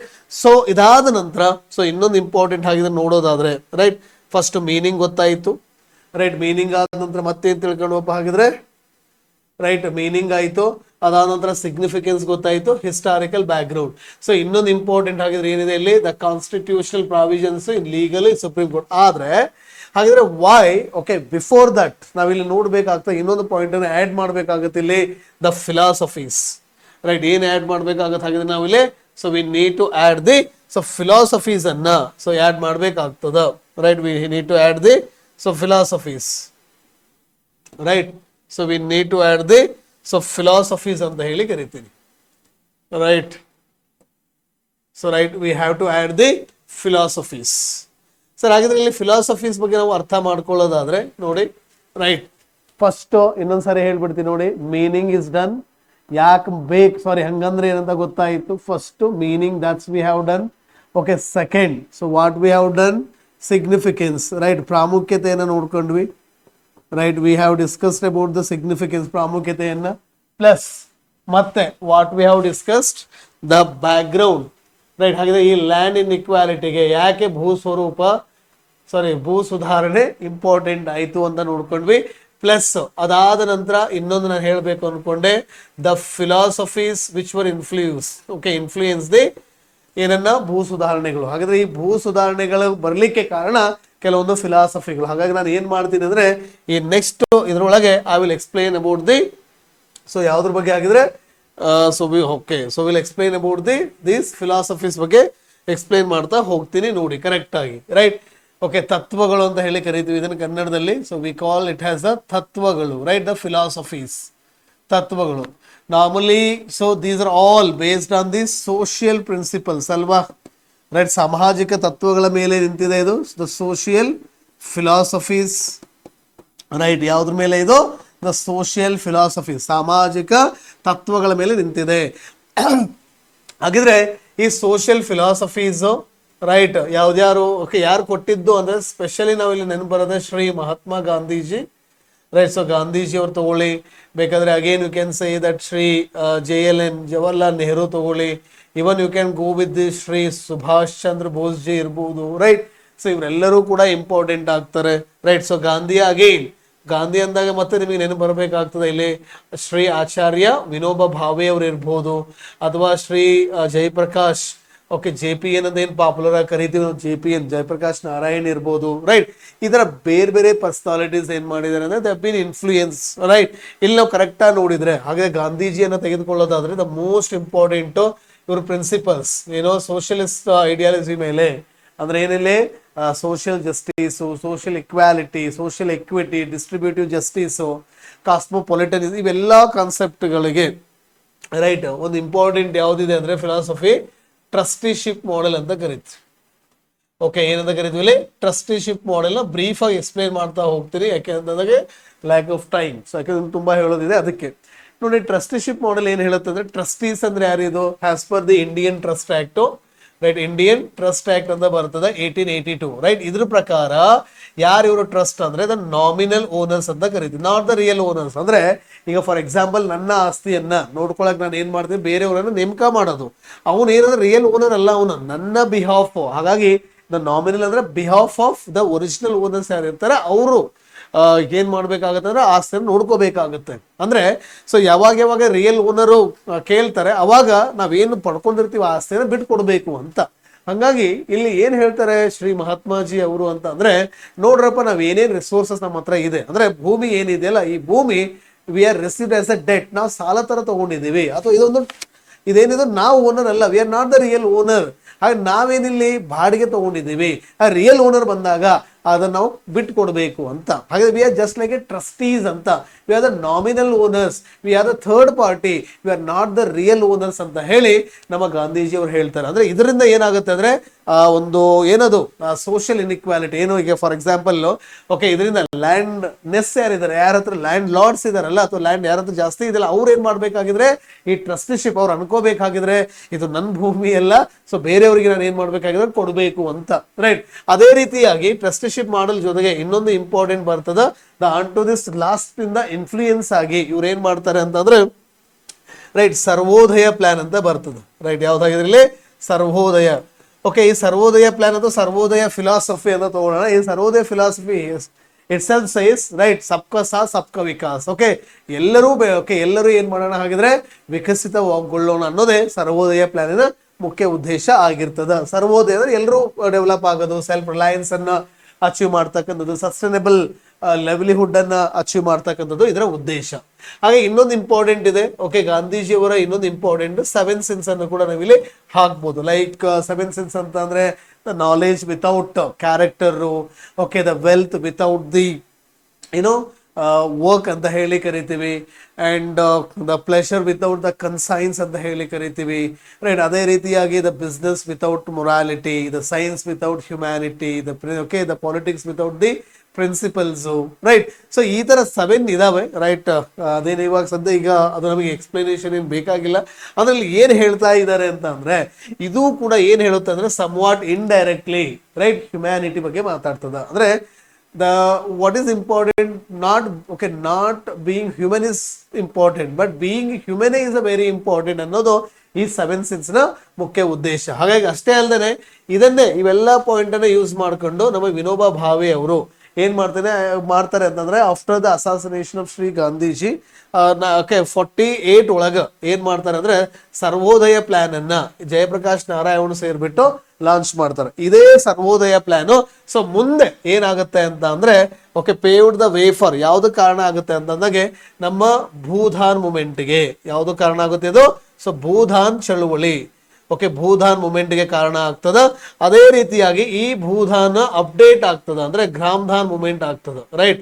ಓಕೆ, ಭೂಮಿಯನ್ನ ದಾನ ಮಾಡೋದು, ಅಥವಾ ಇಲ್ಲಿ ಗ್ರಾಮದಾನಲ್ಲಿ ಏನಾಗ್ತದ ಅಂತಂದಾಗೆ ಈ ಫಾರ್ ಎಕ್ಸಾಂಪಲ್ ನನ್ನ ಹತ್ರ ಲ್ಯಾಂಡ್ ಇದೆ ಅಂತ ಅನ್ಕೊಳ್ಳಿ, ನಾನೇನ್ ಮಾಡ್ತೀನಿ ಊರಲ್ಲಿ ಹೋಗ್ಬಿಟ್ಟು, ನೋಡ್ರಪ್ಪ ನಂದು ಎಕ್ಸೆಸ್ ಲ್ಯಾಂಡ್ ಐತಿ, ನೀವೇನ್ ಮಾಡ್ರಿ ಅಂದ್ರ ಈ ನನ್ನ ಭೂಮಿ ನಾನು ನಿಮಗೆ ಕೊಡ್ತಾ ಇದ್ದೀನಿ, ಅಲ್ಲಿ ಸ್ಕೂಲ್ ಆದ್ರೂ ಕಟ್ಕೊಳ್ರಿ, ಅಥವಾ ನಿಮಗೆ ಬೇಕಾದ್ರೆ ಅಲ್ಲಿ ಫ್ಯಾಕ್ಷನ್ ಲ್ಯಾಂಡ್ ಅನ್ನಾದ್ರೂ ಮಾಡ್ಕೊಳ್ರಿ, ಅಥವಾ ಅದನ್ನ ನೀವು ಏನಾಗಿದೆ ಒಂದು ಕೊಳ ಆದ್ರೂ ಕ್ರಿಯೇಟ್ ಮಾಡ್ಕೊಂಡು ಯೂಸ್ ಮಾಡ್ಕೊಳ್ರಿ, ಯಾಕಂತಂದ್ರೆ ನಂದಲ್ಲ. ಅಂದ್ರೆ ಇಲ್ಲಿ ಏನ್ ಹೇಳ್ತದ ಅಂತಂದ್ರೆ ಗ್ರಾಮದಾನ್ ಮೂಮೆಂಟು ಕನ್ವರ್ಟಿಂಗ್ ಅಥವಾ ಕ್ರಿಯೇಟಿಂಗ್ ಏನನ್ನ ಅಂತಂದ್ರೆ ದ ಕಾಮನ್ ರಿಸೋರ್ಸಸ್ ಅನ್ನ ಎಲ್ರಿಗೂ ಬೇಕಾಗಿರ್ತಕ್ಕಂಥ ಸಂಪನ್ಮೂಲಗಳಾಗಿ ಕನ್ವರ್ಟ್ ಮಾಡ್ಲಿಕ್ಕೆ ಗ್ರಾಮದಾನ್ ಮೂಮೆಂಟ್ ಇದೆ, ರೈಟ್. ಹಾಗಾದ್ರೆ ಇವೆಲ್ಲ ಕೂಡ ಅದು ಭೂದಾನ್ ಮೂಮೆಂಟ್ ಇರ್ಬೋದು, ಗ್ರಾಮದಾನ್ ಮೂಮೆಂಟ್ ಇರ್ಬೋದು, ಇದೆಲ್ಲ ಇನ್ಫ್ಲೂಯೆನ್ಸ್ಡ್ ಬೈ ನಮ್ಮ ಶ್ರೀ ಮಹಾತ್ಮ ಗಾಂಧೀಜಿಯವರ ಸರ್ವೋದಯ ಫಿಲಾಸಫಿ ಇರ್ಬೋದು, 7 ಸಿನ್ಸ್ ಇರ್ಬೋದು, ಅಥವಾ ಈ ಟ್ರಸ್ಟಿಶಿಪ್ ವ್ಯವಸ್ಥೆ, ಟ್ರಸ್ಟಿಶಿಪ್ ಮಾಡೆಲ್ ಏನಿದೆ, ಇವು ಎಲ್ಲವುಗಳಿಂದ ಏನಾಗಿದೆ ಅಂತಂದ್ರೆ ಯೂಶುವಲಿ ಇದು ಇನ್ಫ್ಲೂಯೆನ್ಸ್ ಆಗಿದೆ ಅಂತ ಹೇಳಿ ಗೊತ್ತಿರ್ಬೇಕು. ಹಾಗಾಗಿ ಯಾವಾಗ ನಾವು ಲ್ಯಾಂಡ್ ರಿಫಾರ್ಮ್ಸ್ ಅನ್ನ ಮಾಡ್ತೀವಲ್ವಾ, ಈ ಫಿಲಾಸಫಿಗಳು ಕೂಡ ನಮಗೆ ಇರಬೇಕಾಗಿದ್ದು ತುಂಬಾನೇ ಇಂಪಾರ್ಟೆಂಟ್ ಆಗ್ತದೆ, ರೈಟ್. ಹಾಗಾಗಿ ಗೊತ್ತಿರ್ಬೇಕು ನೀವು. ಹಾಗಿದ್ರೆ ನಾವು ಲ್ಯಾಂಡ್ ರಿಫಾರ್ಮ್ಸ್ ಅನ್ನು ಮಾಡ್ತಾ ಇದ್ದೀವಿ ಅಂದ್ರೆ ಈ ಸೋಷಿಯಲ್ ಫಿಲಾಸಫೀಸ್ ಲೈಕ್ ಇವುಗಳ ಜೊತೆಗೆ ಓಕೆ ಇವೆಲ್ಲಗಳ ಉದ್ದೇಶ ನಾನು ಆಲ್ರೆಡಿ ಹೇಳಿದ್ನಲ್ಲ, ಯಾವ್ದಾಗಿದ್ರೆ ಸೋಷಿಯಲ್ ಜಸ್ಟಿಸ್ ಅನ್ನ ಕ್ರಿಯೇಟ್ ಮಾಡೋದು, ಸೋಷಿಯಲ್ ಇಕ್ವಾಲಿಟಿಯನ್ನ, ಸೋಷಿಯಲ್ ಇಕ್ವಿಟಿಯನ್ನ, ಸೊ ಡಿಸ್ಟ್ರಿಬ್ಯೂಟಿವ್ ಜಸ್ಟಿಸ್ ಅನ್ನ, ರೈಟ್, ಅಥವಾ ಗ್ಲೋಬಲ್ ಜಸ್ಟಿಸ್ ಅನ್ನ ಫ್ರೇಮ್ ಮಾಡ್ತಕ್ಕಂಥದ್ದೇ, ಅಚೀವ್ ಮಾಡ್ತಕ್ಕಂಥದ್ದೇ ನಮ್ಮ ಭೂ ಸ್ವರೂಪಗಳ ಮುಖ್ಯ ಉದ್ದೇಶ ಅಂತ ಹೇಳಿ ಗೊತ್ತಿರಬೇಕು, ರೈಟ್. ಸೊ ಇದಾದ ನಂತರ ರೈಟ್ ಇನ್ನೊಂದು ಇಂಪಾರ್ಟೆಂಟ್ ಆಗಿ ನಾನು ಹೇಳ್ಬೇಕಾದ್ರೆ ರೈಟ್ ಏನಿದೆ ಹಾಗಿದ್ರಲ್ಲಿ ಕಾನ್ಸ್ಟಿಟ್ಯೂಷನಲ್ ಪ್ರಾವಿಷನ್ಸ್, ರೈಟ್. ಹಾಗಿದ್ರೆ ಫಸ್ಟ್ ಏನಾಯ್ತಪ್ಪ, ಹಾಗಿದ್ರಲ್ಲಿ ಫಸ್ಟ್ ಮೀನಿಂಗ್ ಆಯ್ತು, ನೆಕ್ಸ್ಟ್ ಸಿಗ್ನಿಫಿಕೆನ್ಸ್ ಆಯ್ತು, ರೈಟ್, ಸಿಗ್ನಿಫಿಕೆನ್ಸ್ ಆಯ್ತು, ರೈಟ್. ಅದಾದ ನಂತರ ದ ಫಿಲಾಸಫೀಸ್ ಯಾವ್ದಾವ್ದು ಹೇಳಿದೆ ನಾನು ಇಲ್ಲಿ, ಓಕೆ, ನಮ್ಮ ಕನ್ವೀನಿಯೆಂಟ್ ಗೆ ಹೇಳೋದಾದ್ರೆ so right, so we discussed about the ಯಾವ್ಯಾವ ಫಿಲಾಸಫೀಸ್ ಆಗಿದ್ರೆ, we discuss the philosophies of trusteeship model ಹೇಳಿದ್ವಿ, ಸರ್ವೋದಯ ಹೇಳಿದ್ವಿ, ರೈಟ್, ಅದ್ರ ರಿಲೇಟೆಡ್, ರೈಟ್, ಮತ್ತೆ 7 ಸಿನ್ಸ್ ಬಗ್ಗೆ ನಾವು ಮಾತಾಡಿದ್ವಿ. ಆಮೇಲೆ ಇನ್ನೊಂದು ಕ್ರಿಯೇಟ್ ಆಗಿ ನೋಡಿದ್ರೆ ಲ್ಯಾಂಡ್ ಅನ್ನ ಮತ್ತೊರ್ಗೆ ಕೊಡೋದು ಅಂದ್ರೆ ಅರ್ಥ ಏನಾದಾಗಿದ್ರೆ ಡಿಸೆಂಟ್ರಲೈಸೇಷನ್, ಓಕೆ, ಮತ್ತೊಂದು ಫಿಲಾಸಫಿ ವಿಕೇಂದ್ರೀಕರಣ ಹೇಳ್ಬೋದು ನೀವು. ಆ ಡಿಸೆಂಟ್ರಲೈಸೇಷನ್ ಅಲ್ಲಿ ಏನಿದೆ ಹಿಡನ್ ಮೀನಿಂಗ್ ಏನು ಅಂತಂದ್ರೆ ಸೆಲ್ಫ್ ರಿಲಯನ್ಸ್ ಅಂತ ಹೇಳಿ ಕರಿತೀವಿ, ಸೆಲ್ಫ್ ಗವರ್ನಮೆಂಟ್ ಅಂತ ಹೇಳಿ ಕರಿತೀವಿ. ಈ ಎಲ್ಲಾ ಫಿಲಾಸಫಿಗಳು ಕೂಡ ನಾವು ಲ್ಯಾಂಡ್ ರಿಫಾರ್ಮ್ಸ್ ಅನ್ನ ಅಥವಾ ಭೂ ಸುಧಾರಣೆ ಮಾಡೋದ್ರಿಂದ ಅಚೀವ್ ಮಾಡಬಹುದು. ಇದಾದ ನಂತರ ಸೊ ಮತ್ತೊಂದು ಇಂಪಾರ್ಟೆಂಟ್ ಕಾನ್ಸೆಪ್ಟ್ ಏನ್ ನೋಡ್ಕೋಬೇಕು ಅಂದ್ರೆ ಹಾಗೆ what are the constitutional provisions, right. ಹಾಗಿದ್ರೆ ಸಂವಿಧಾನದ ರೈಟ್ ಏನೇನಿದಾವೆ, ಯಾವ್ದಾದ್ರು ವಿಧಿಗಳಿದಾವ, ಓಕೆ, ಕಾನ್ಸ್ಟಿಟ್ಯೂಷನಲ್ ಪ್ರಾವಿಷನ್ಸ್ ಯಾವ್ಯಾವ ಇದಾವೆ ಅನ್ನೋದನ್ನ ನೋಡ್ಬೇಕಾಗ್ತದ, ದ ಕಾನ್ಸ್ಟಿಟ್ಯೂಷನಲ್ ಪ್ರಾವಿಷನ್ಸ್. ಹಾಗಾದ್ರೆ ಯೂಶುವಲಿ ನಾವು ಕಾನ್ಸ್ಟಿಟ್ಯೂಷನಲ್ ಪ್ರಾವಿಷನ್ಸ್ ಅನ್ನ ನೋಡೋದಾದ್ರೆ right, the constitutional so provisions ಅನ್ನ ನೋಡೋದಾದ್ರೆ right, the constitutional so provisions ನೋಡೋದಾದ್ರೆ for example first again I can write it as in the preamble. ಎಲ್ಲಿ ಹಾಗಿದ್ರೆ ಸೊ ಪ್ರಿಯಾಂಬಲ್ ಪ್ರಸ್ತಾವನೆ, ರೈಟ್. ಸೊ ಎಲ್ಲಿ ಹಾಗಿದ್ರೆ ಪ್ರಸ್ತಾವನೆ ಒಳಗ ನಾವು ಕರೆಕ್ಟ್ ಆಗಿ ನೋಡಿದ್ರೆ ಪ್ರಸ್ತಾವನೆ, ರೈಟ್, ಪ್ರಿಯಾಂಬಲ್. ಹಾಗೆ ಪ್ರಿಯಾಂಬಲ್ ಒಳಗ ನೀವು ಕರೆಕ್ಟ್ ಆಗಿ ನೋಡಿದ್ರೆ ನಾನು ಹೇಳಿದೆ ಆಲ್ರೆಡಿ ಇದನ್ನ, ರೈಟ್, ಜಸ್ಟಿಸ್ ಅಂತ ಇದೆ, ಫ್ರೆಟರ್ನಿಟಿ ಅಂತ ಇದೆ, ಅವನ್ನೂ ನೀವು ಹೇಳ್ಬೋದು. ಅದ್ರ ಜೊತೆಗೆ most important to achieve the right the value of democratic socialism, ಪ್ರಜಾಪ್ರಭುತ್ವ, ಓಕೆ, ದ ಸೋಷಿಯಲಿಸಂ ಏನಿದೆ ಅಲ್ವಾ, ಇಲ್ಲಿ ಎಂತ socialism we are talking about the democratic socialism, ಅದನ್ನ ಸಾಧಿಸಬೇಕು ಅನ್ನೋದು, ರೈಟ್. ಅದೇ ರೀತಿಯಾಗಿ ನೆಕ್ಸ್ಟ್ ಅದಾದ ನಂತರ ಬರ್ತಕ್ಕಂಥದ್ದು ಯಾವ್ದಿದೆಪ್ಪ ಹಾಗಿದ್ರೆ ರೈಟ್, ಇಲ್ಲಿ ಸಿಟಿಜನ್ಶಿಪ್. ಹಾಗಿದ್ರೆ ನೀವು ಡೈರೆಕ್ಟ್ ಅನ್ನ ಇಲ್ಲಿ ಬರಿತಾ ಇದ್ದೀನಿ, right, citizenship. Usually who are the citizens ಅಂತ ಅಂದ್ರೆ who are ready to enjoy both political, right, the political ಇರಬಹುದು, ರೈಟ್, ಪೊಲಿಟಿಕಲ್ ಇರಬಹುದು, ಕೆಲವೊಂದು ಸೋಷಿಯಲ್ ಇರಬಹುದು, ಕೆಲವೊಂದು ಎಕನಾಮಿಕಲ್ ಇರಬಹುದು, ರೈಟ್, ಎಕನಾಮಿಕಲ್ ರೈಟ್ಸ್ ಅನ್ನ, ರೈಟ್, ಎಕನಾಮಿಕಲ್ ಹಕ್ಕುಗಳನ್ನ ಏನ್ ಮಾಡ್ತಕ್ಕಂಥದ್ದು ಇಲ್ಲಿ ಯೂಶುವಲಿ ಹಾಗಿದ್ರೆ ಎಂಜಾಯ್ ಮಾಡ್ತಕ್ಕಂಥದ್ದು ಅಂತ, ರೈಟ್. ಯೂಶುವಲಿ ಸೊ ಏನ್ ಮಾಡ್ತಕ್ಕಂಥದ್ದು ಹಾಗಿದ್ರೆ ಇಲ್ಲಿ ಎಂಜಾಯ್ ಮಾಡ್ತಕ್ಕಂಥದ್ದು ನಾವ್ ಏನಂತ ಕರಿತೀವಿ ಹಾಗಿದ್ರೆ ಏಕೆ ಅದಕ್ಕೋಸ್ಕರ ಕೂಡ ಏನ್ ಬೇಕಾಗುತ್ತೆ, ಎಸ್ ಅಂದ್ರೆ ಯಾವುದೇ ಒಂದು ರಾಜ್ಯದ ಮುಖ್ಯ ಕರ್ತವ್ಯ ಏನಾಗಿರುತ್ತೆ ಅಂದ್ರೆ ತನ್ನ ಪ್ರಜೆಗಳಿಗೆ ಸೋಷಿಯಲ್ ಅನ್ನ, ಪೊಲಿಟಿಕಲ್ ಅನ್ನ, ಎಕನಾಮಿಕಲ್ ಅನ್ನ ಅಥವಾ ಈ ತರ ಬೇರೆ ಬೇರೆ ಹಕ್ಕುಗಳೇನಿದಾವಲ್ಲ ಆ ಹಕ್ಕುಗಳನ್ನ ಫರ್ನಿಶ್ ಮಾಡೋದೇ ಆಗಿರ್ತದ ಅಂತ. ಅದ್ರ ಜೊತೆಗೆ ಇನ್ನೊಂದು ಇಂಪಾರ್ಟೆಂಟ್ ಆಗಿ ನಾವು ಹೇಳೋದಾದ್ರೆ ಥರ್ಡ್ ಸಿಟಿಜನ್ಶಿಪ್ ಆದ ನಂತರ ಬರ್ತಕ್ಕಂಥದ್ದು ಯಾವ್ದಪ್ಪ ಅಂದ್ರೆ ಮೂಲಭೂತ ಹಕ್ಕುಗಳು, ದ ಫಂಡಮೆಂಟಲ್ ರೈಟ್ಸ್. ಹಾಗೆ ಫಂಡಮೆಂಟಲ್ ರೈಟ್ಸ್ ಒಳಗ ಸೊ ಇಲ್ಲಿ ಯಾವ್ಯಾವ್ದು ನಾವಿಲ್ಲಿ ಇಂಪ್ಲಿಮೆಂಟ್ ಮಾಡ್ಬೋದು ಅಂತಂದ್ರೆ ಆರ್ಟಿಕಲ್ 14 ಅನ್ನ ಹೇಳ್ಬೋದು, ಅಥವಾ ಆರ್ಟಿಕಲ್ 14 ಜೊತೆಗೆ ಮತ್ತೇನು ಹೇಳ್ಬೋದು ಆಗಿದ್ರೆ ರೈಟ್ ಟು ಪ್ರಾಪರ್ಟಿ ಅಂದಾಗ ರೈಟ್ ಆರ್ಟಿಕಲ್ ಸೊ 19 ಏನಿದೆ 19(1) ಇಂದ ಹಿಡ್ಕೊಂಡು 1, ಓಕೆ, 1 ನಲ್ಲಿ ಯಾವ ತಗೊಂಡ್ಬರ್ಬೋದು ಅಂತಂದಾಗೆ A, B, C, okay, direct ಆಗಿ ಅರ್ಲಿಯರ್ F ಇತ್ತು, ಬಟ್ ಇವಾಗಿಲ್ಲ, ಜಸ್ಟ್ ಕನ್ವೀನಿಯಂಟ್ ಬರಿತಾ ಇದ್ದೀನಿ F ಮತ್ತು G. ಅದೇ ರೀತಿಯಾಗಿ ಸೊ ಮತ್ತೇನ್ ಬರಿಬಹುದು ಹಾಗಿದ್ರೆ ಇಲ್ಲಿ ಯಾವ ಆರ್ಟಿಕಲ್ಸ್ ಇದೆ, ಓಕೆ, ಇದರಲ್ಲಿ ಮತ್ತೆ ಎಸ್ ಆರ್ಟಿಕಲ್ ಮತ್ತೆ ಯಾವ್ದಿದೆ ಅಂದ್ರೆ ಇಲ್ಲಿ 31, ರೈಟ್. ಆರ್ಟಿಕಲ್ 31 ಏನಿದೆ ಹಾಗಿದ್ರೆ ಇಟ್ಸ್ ಅ ಗಿವನ್ ಗವರ್ನಮೆಂಟ್ ಏನ್ ಮಾಡಿದ್ವಿ ಹಾಗಿದ್ರೆ ನಾವಿಲ್ಲಿ ಪಬ್ಲಿಕ್ ಇಂಟ್ರೆಸ್ಟ್ ಅಲ್ಲಿ ಏನ್ ಮಾಡ್ಬೋದು ಇವ್ರು ಹಾಗಿದ್ರೆ ದೇ ಕ್ಯಾನ್, ಅಥವಾ ಇದು ಪ್ರಾಪರ್ ಕಂಪನ್ಸೇಷನ್ ಅನ್ನ ಕೊಟ್ಟು ನೀವೇನ್ ಮಾಡ್ಬೋದಾಗಿದ್ರೆ ಲ್ಯಾಂಡ್ ಅನ್ನ ಅಕ್ವೈರ್ ಮಾಡ್ಬೋದು ಅಂತ ಹೇಳಿದ್ರೆ. ಅದೇ ರೀತಿಯಾಗಿ ಆರ್ಟಿಕಲ್ 31 ಸಬ್ ಕ್ಲಾಸ್ 2 ಅಲ್ಲಿ ಏನ್ ಹೇಳ್ತಾರೆ ಹಾಗಿದ್ರೆ ಎಸ್ ನೋಡ್ರಿ ಹಾಗಿದ್ರೆ ಗವರ್ನಮೆಂಟ್ ನೀವು ಲ್ಯಾಂಡ್ ಅಕ್ವೈರ್ ಮಾಡ್ರಿ, ಆದ್ರೆ ಉದ್ದೇಶ ಕರೆಕ್ಟ್ ಆಗಿರಬೇಕು. ಉದ್ದೇಶ ಯಾವ್ದಾಗಿರ್ಬೇಕು? ಅದು ದ ಪಬ್ಲಿಕ್ ಇಂಟ್ರೆಸ್ಟ್ ಆಗಿರಬೇಕು, ದ ಸಾರ್ವಜನಿಕ ಹಿತಾಸಕ್ತಿ ಆಗಿರಬೇಕು ಅಂತ ಹೇಳಿ ಇದ್ರಲ್ಲಿ ಹೇಳ್ತಾರೆ. ಇನ್ನೊಂದಾಗಿದ್ರೆ okay, it save some loss ಅಂತಂದ್ರೆ ಏನ್ ಮೀನಿಂಗ್ ಅಂತಂದ್ರೆ, ಕೆಲವೊಂದು ಈಗ ನಾವೇನ್ ಹೇಳ್ತೀವಿ ಅಂತಂದ್ರೆ ಓಕೆ, ಸುಪ್ರೀಂ ಕೋರ್ಟ್ ಆಟೋಮೆಟಿಕ್ಲಿ ಏನಾಗ್ತದ ಅಥವಾ ಹೈಕೋರ್ಟ್ ಏನಾಗ್ತದ ಅಂದ್ರೆ ಕೆಲವೊಂದು ಲಾ ಅಲ್ಲಿ ಆಟೋಮೆಟಿಕ್ಲಿ ಇಂಟರ್ಫಿಯರ್ ಆಗ್ತದ ಅಂಡರ್ ಆರ್ಟಿಕಲ್ 13, ರೈಟ್. ಯಾವ ಆರ್ಟಿಕಲ್ ಮೂಲಕ? ಆರ್ಟಿಕಲ್ 13 ಅಂಡ್ರಲ್ಲೇ. ಯಾವ್ದಲ್ಲಿ? ಆರ್ಟಿಕಲ್ 13 ಏನಿದು? That's again pre constitutional laws, ಇನ್ನೊಂದು ಪೋಸ್ಟ್ ಕಾನ್ಸ್ಟಿಟ್ಯೂಷನಲ್ ಲಾಸ್. ನಾರ್ಮಲಿ ಹಾಗೆ ಇಲ್ಲಿ ಡಾಕ್ಟ್ರಿನ್ ಆಫ್ ಎಕ್ಲಿಪ್ಸ್ ಅಂತ ಏನ್ ಕರಿತೀವಲ್ಲ, ಸೊ ನಾರ್ಮಲಿ ಇಲ್ಲಿ ಅಪ್ಲಿಕೇಬಲ್ ಆಗೋದಿಲ್ಲ ಅಂತ. ಯಾವ್ದ್ರಲ್ಲಿ? ಆರ್ಟಿಕಲ್ 31 ಸಬ್ ಕ್ಲಾಸ್ 3 ಅಲ್ಲಿ ಅದ್ರ ಬಗ್ಗೆ ಮಾತಾಡ್ತದೆ. ಅದ್ರ ಜೊತೆಗೆ ನಿಮ್ಗೆ ಇನ್ನೊಂದು ಗೊತ್ತಿರಬೇಕಾದ ಫಸ್ಟ್ ಕಾನ್ಸ್ಟಿಟ್ಯೂಷನ್ ಅಮೆಂಡ್ಮೆಂಟ್ ಅನ್ನ ಮಾಡಿ ಇವರು ಆಲ್ಸೋ ಆಡೆಡ್ ದಿ ಎ ಅಲ್ವಾ. ಸೊ 31A ಏನ್ ಹೇಳುತ್ತೆ ಹಾಗಿದ್ರೆ? ಇದು ಯೂಶುವಲಿ ಪ್ರೊವೈಡ್ಸ್ ಅ ಜುಡಿಷಿಯಲ್ ಇಮ್ಯುನಿಟಿಯನ್ನ. ಏನನ್ನ ಪ್ರೊವೈಡ್ ಮಾಡುತ್ತೆ? ಜುಡಿಷಿಯಲ್ ಇಮ್ಯುನಿಟಿಯನ್ನ. ಸಿಮಿಲರ್ಲಿ ಅಗೇನ್ ಬಿ ಏನ್ ಹೇಳುತ್ತೆ ಹಾಗಿದ್ರೆ? It actually enshrined the 9th schedule. ನಿಮ್ಗೆ ಗೊತ್ತಿರಬೇಕು, it's a most powerful, right. Despite of the IR Coelho case ಇದ್ರೂ ಕೂಡ, ರೈಟ್, IR ಕೇಸಲ್ಲಿ ಅವರು ಜಜ್ಮೆಂಟ್ ಕೊಟ್ಟಿದ್ದಾರೆ ಇಂಟರ್ವ್ಯೂನ್ ಆಗ್ಬೋದು ಅಂತ, ಬಟ್ ಸ್ಟಿಲ್ ನಾವು ಅರೌಂಡ್, ರೈಟ್, ಚೇಂಜ್ ಆಗಿರ್ಬೋದು. ಇದು ಸ್ವಲ್ಪ ನೋಡ್ಕೊಂಡಿರಿ. ಓಕೆ, ಅರೌಂಡ್ 284 ಲಾಸ್ ಇದಾವೆ. ಈ 284 ಲಾಸ್ ಒಳಗ more than 90% of laws related to ಯಾವ್ದಕ್ಕೆ ಸಂಬಂಧಪಟ್ಟಿದೆ ಅಂದ್ರೆ ಪ್ರಾಪರ್ಟಿಗೆ ಸಂಬಂಧಪಟ್ಟಿದ್ದು. ಯಾವ್ದಕ್ಕೆ ಸಂಬಂಧಪಟ್ಟಿದ್ದು? ಪ್ರಾಪರ್ಟಿ, ಆಸ್ತಿಗೆ ಸಂಬಂಧಪಟ್ಟಿದ್ದು 90. ಹಾಗೆ ಇನ್ 10% ಕೆಲವೊಂದು ಇದಾವೆ. ಈಗ ಫಾರ್ ಎಕ್ಸಾಂಪಲ್ ತಮಿಳ್ನಾಡು ಈಗ ಗೊತ್ತಿದೆಯಲ್ಲ, ರಿಸರ್ವೇಶನ್ ಮೋರ್ ದನ್ 60% ಕೊಟ್ಟಿದ್ದಾರೆ. ಅದನ್ನು ಕೊಡ್ಲಿಕ್ಕೆ ಕಾರಣ ಕೂಡ 9th ಶೆಡ್ಯೂಲ್. ಯಾಕಂದ್ರೆ ಗವರ್ನಮೆಂಟ್ ಇಂಟರ್ವ್ಯೂನ್ ಆಗಿಲ್ಲ, sorry not government, supreme court intervene ಆಗಕ್ಕೆ ಬಂದಿಲ್ಲ. ಯಾಕಂದ್ರೆ ಅದನ್ನ it was inserted in the 9th schedule. ಅದೇ ರೀತಿಯಾಗಿ ಮೊನ್ನೆ 56% ರಿಸರ್ವೇಶನ್ ಆಫ್ ಕರ್ನಾಟಕವನ್ನ our government tried to insert in the 9th schedule, but it was failed.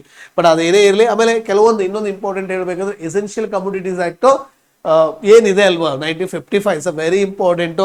ಆ ಕಾಯ್ದೆಯನ್ನು ಕೂಡ ನಾವೇನ್ ಮಾಡಿದೀವಪ್ಪ ಅಂದ್ರೆ 9ನೇ ಶೆಡ್ಯೂಲ್ ಅಲ್ಲಿ ಹಾಕೊಂಡಿದೀವಿ. ಸೊ ಇದು ಕೂಡ ಇಂಪಾರ್ಟೆಂಟ್, ಎಕ್ಸಾಂಪಲ್ ಕೇಳ್ಬೋದು, ಗೊತ್ತಿಲ್ಲ. ಓಕೆ, ಇದನ್ನ ನಾವಿಲ್ಲಿ ಹೇಳ್ತಕ್ಕಂಥದ್ದು. ಅಷ್ಟೇ ಅಲ್ಲದೆ ಇವೆಲ್ಲ ಕೂಡ ಯಾವ್ದ್ರಲ್ಲಿ ಹೇಳ್ಬೋದು ಇವಾಗಿದ್ರೆ ದಟ್ ಒನ್. ಆಮೇಲೆ ಇನ್ನೊಂದು ಹೇಳ್ಬೋದಲ್ಲ ಹಾಗಿದ್ರೆ ಆರ್ಟಿಕಲ್ 30, ಇವಾಗಿಲ್ಲ ಬಟ್ ಗೊತ್ತಿಲ್ಲ. ಆರ್ಟಿಕಲ್ 32, ಇನ್ನೊಂದು ಆರ್ಟಿಕಲ್ 2 to 6, ರೈಟ್. ಸೊ ಇವು ಕೂಡ ಯು ಕ್ಯಾನ್ ಸೇ, ರೈಟ್. ಅದಾದ ನಂತರ ಇನ್ನೊಂದು DPSPs ಅಂತ ಬರುತ್ತೆ, right. Again I can right the DPSP. ಹಾಗೆ DPSP ಒಳಗ ಓಕೆ ಎಲ್ಲವನ್ನ ನೀವು ಹೇಳ್ಬೋದು ಇಲ್ಲಿ. ಓಕೆ, ಸ್ಪೆಷಲಿ ನಾನು ನಿಮಗೆ ಹೇಳ್ಬೋದು ಯಾವ್ದಪ್ಪ ಅಂತಂದ್ರೆ 39B, ಇನ್ನೊಂದು ಯಾವ್ದಪ್ಪ ಅಂದ್ರೆ 39C. ಓಕೆ, ಇವೆರಡೂ ಕೂಡ they talk about socialism, democratic socialism ಬಗ್ಗೆ, ಅಂದ್ರೆ ದ ಪಬ್ಲಿಕ್ ಓನರ್ಶಿಪ್ ಬಗ್ಗೆ ಮಾತಾಡ್ತದೆ. ಅಂದ್ರೆ ಆಸ್ತಿ ಅನ್ನುವುದು ಅಥವಾ ಯಾವುದೇ ಒಂದು ರಿಸೋರ್ಸ್ ಅನ್ನುವುದು, ಸಂಪನ್ಮೂಲ ಅನ್ನೋದು ಕೆಲವು ವ್ಯಕ್ತಿಗಳ ಹತ್ರ ಏನಾಗ್ಬಾರ್ದಾಗಿದ್ರೆ ಅದು ಏನಾಗ್ಬಾರ್ದಾಗಿದ್ರೆ ಅದು ಆಕ್ಚುಲಿ ಅದು ಕಾನ್ಸಂಟ್ರೇಟ್ ಆಗ್ಬಾರ್ದು ಅಂತ ಹೇಳ್ತದ.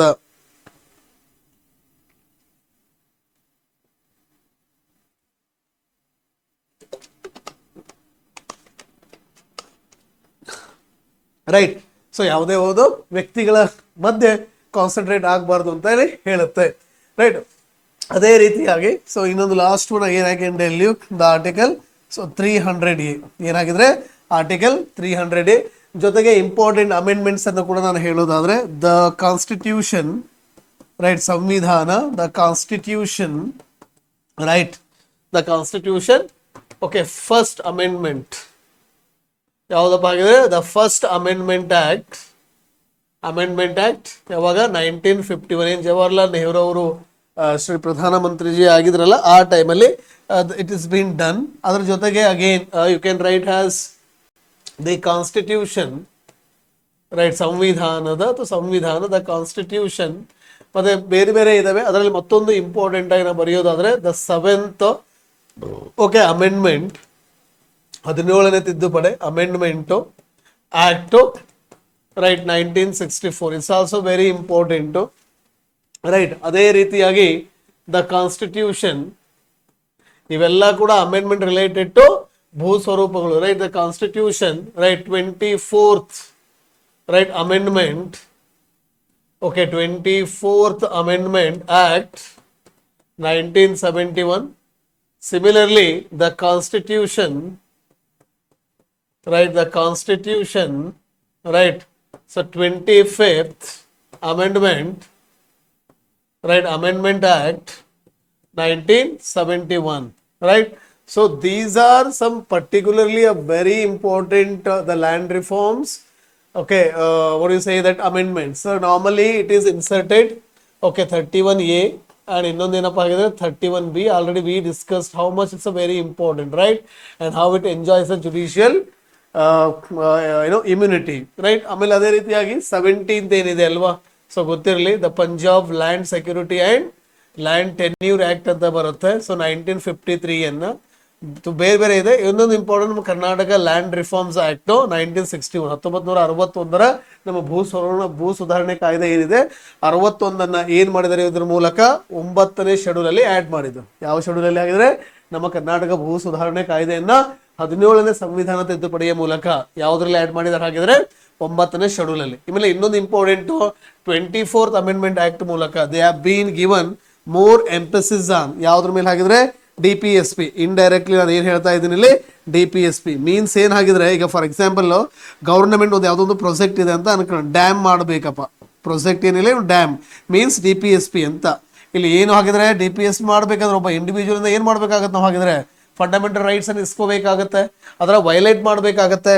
ಹಾಗೆ ಒಂದ್ ವೇಳೆ ಏನಾದ್ರೂ ಓಕೆ ಏನೋ what you say that conflict ಆಯ್ತು ಅಂತ ಅಂದ್ರೆ ಯೂಶುವಲಿ ಏನ್ ಮಾಡ್ಬೇಕಾಗ್ತದ ಅಂತಂದ್ರೆ ಇಲ್ಲಿ ಸರ್ಟೇನ್ ಪ್ರಾವಿಷನ್ಸ್, ಏನೋ ಎಲ್ಲ ಎಂಟೈರ್ ಲಾ ಅಲ್ಲ, ಸರ್ಟೇನ್ ಪ್ರಾವಿಷನ್ಸ್ ವಿಲ್ ಬಿ ಏನಾಗುತ್ತೆ ಅಂದ್ರೆ ಬ್ಲಾಕ್ ಆಗ್ತದ ಅಥವಾ ಎಕ್ಲಿಪ್ಸ್ ಆಗುತ್ತೆ. ಹಾಗಾಗಿ ಡಾಕ್ಟ್ರಿನ್ ಆಫ್ ಎಕ್ಲಿಪ್ಸ್ ಇಲ್ಲಿ ದ ಸುಪ್ರೀಂ ಕೋರ್ಟ್ ಇಲ್ಲಿ ಮಾತಾಡಿದ್ದಾರೆ.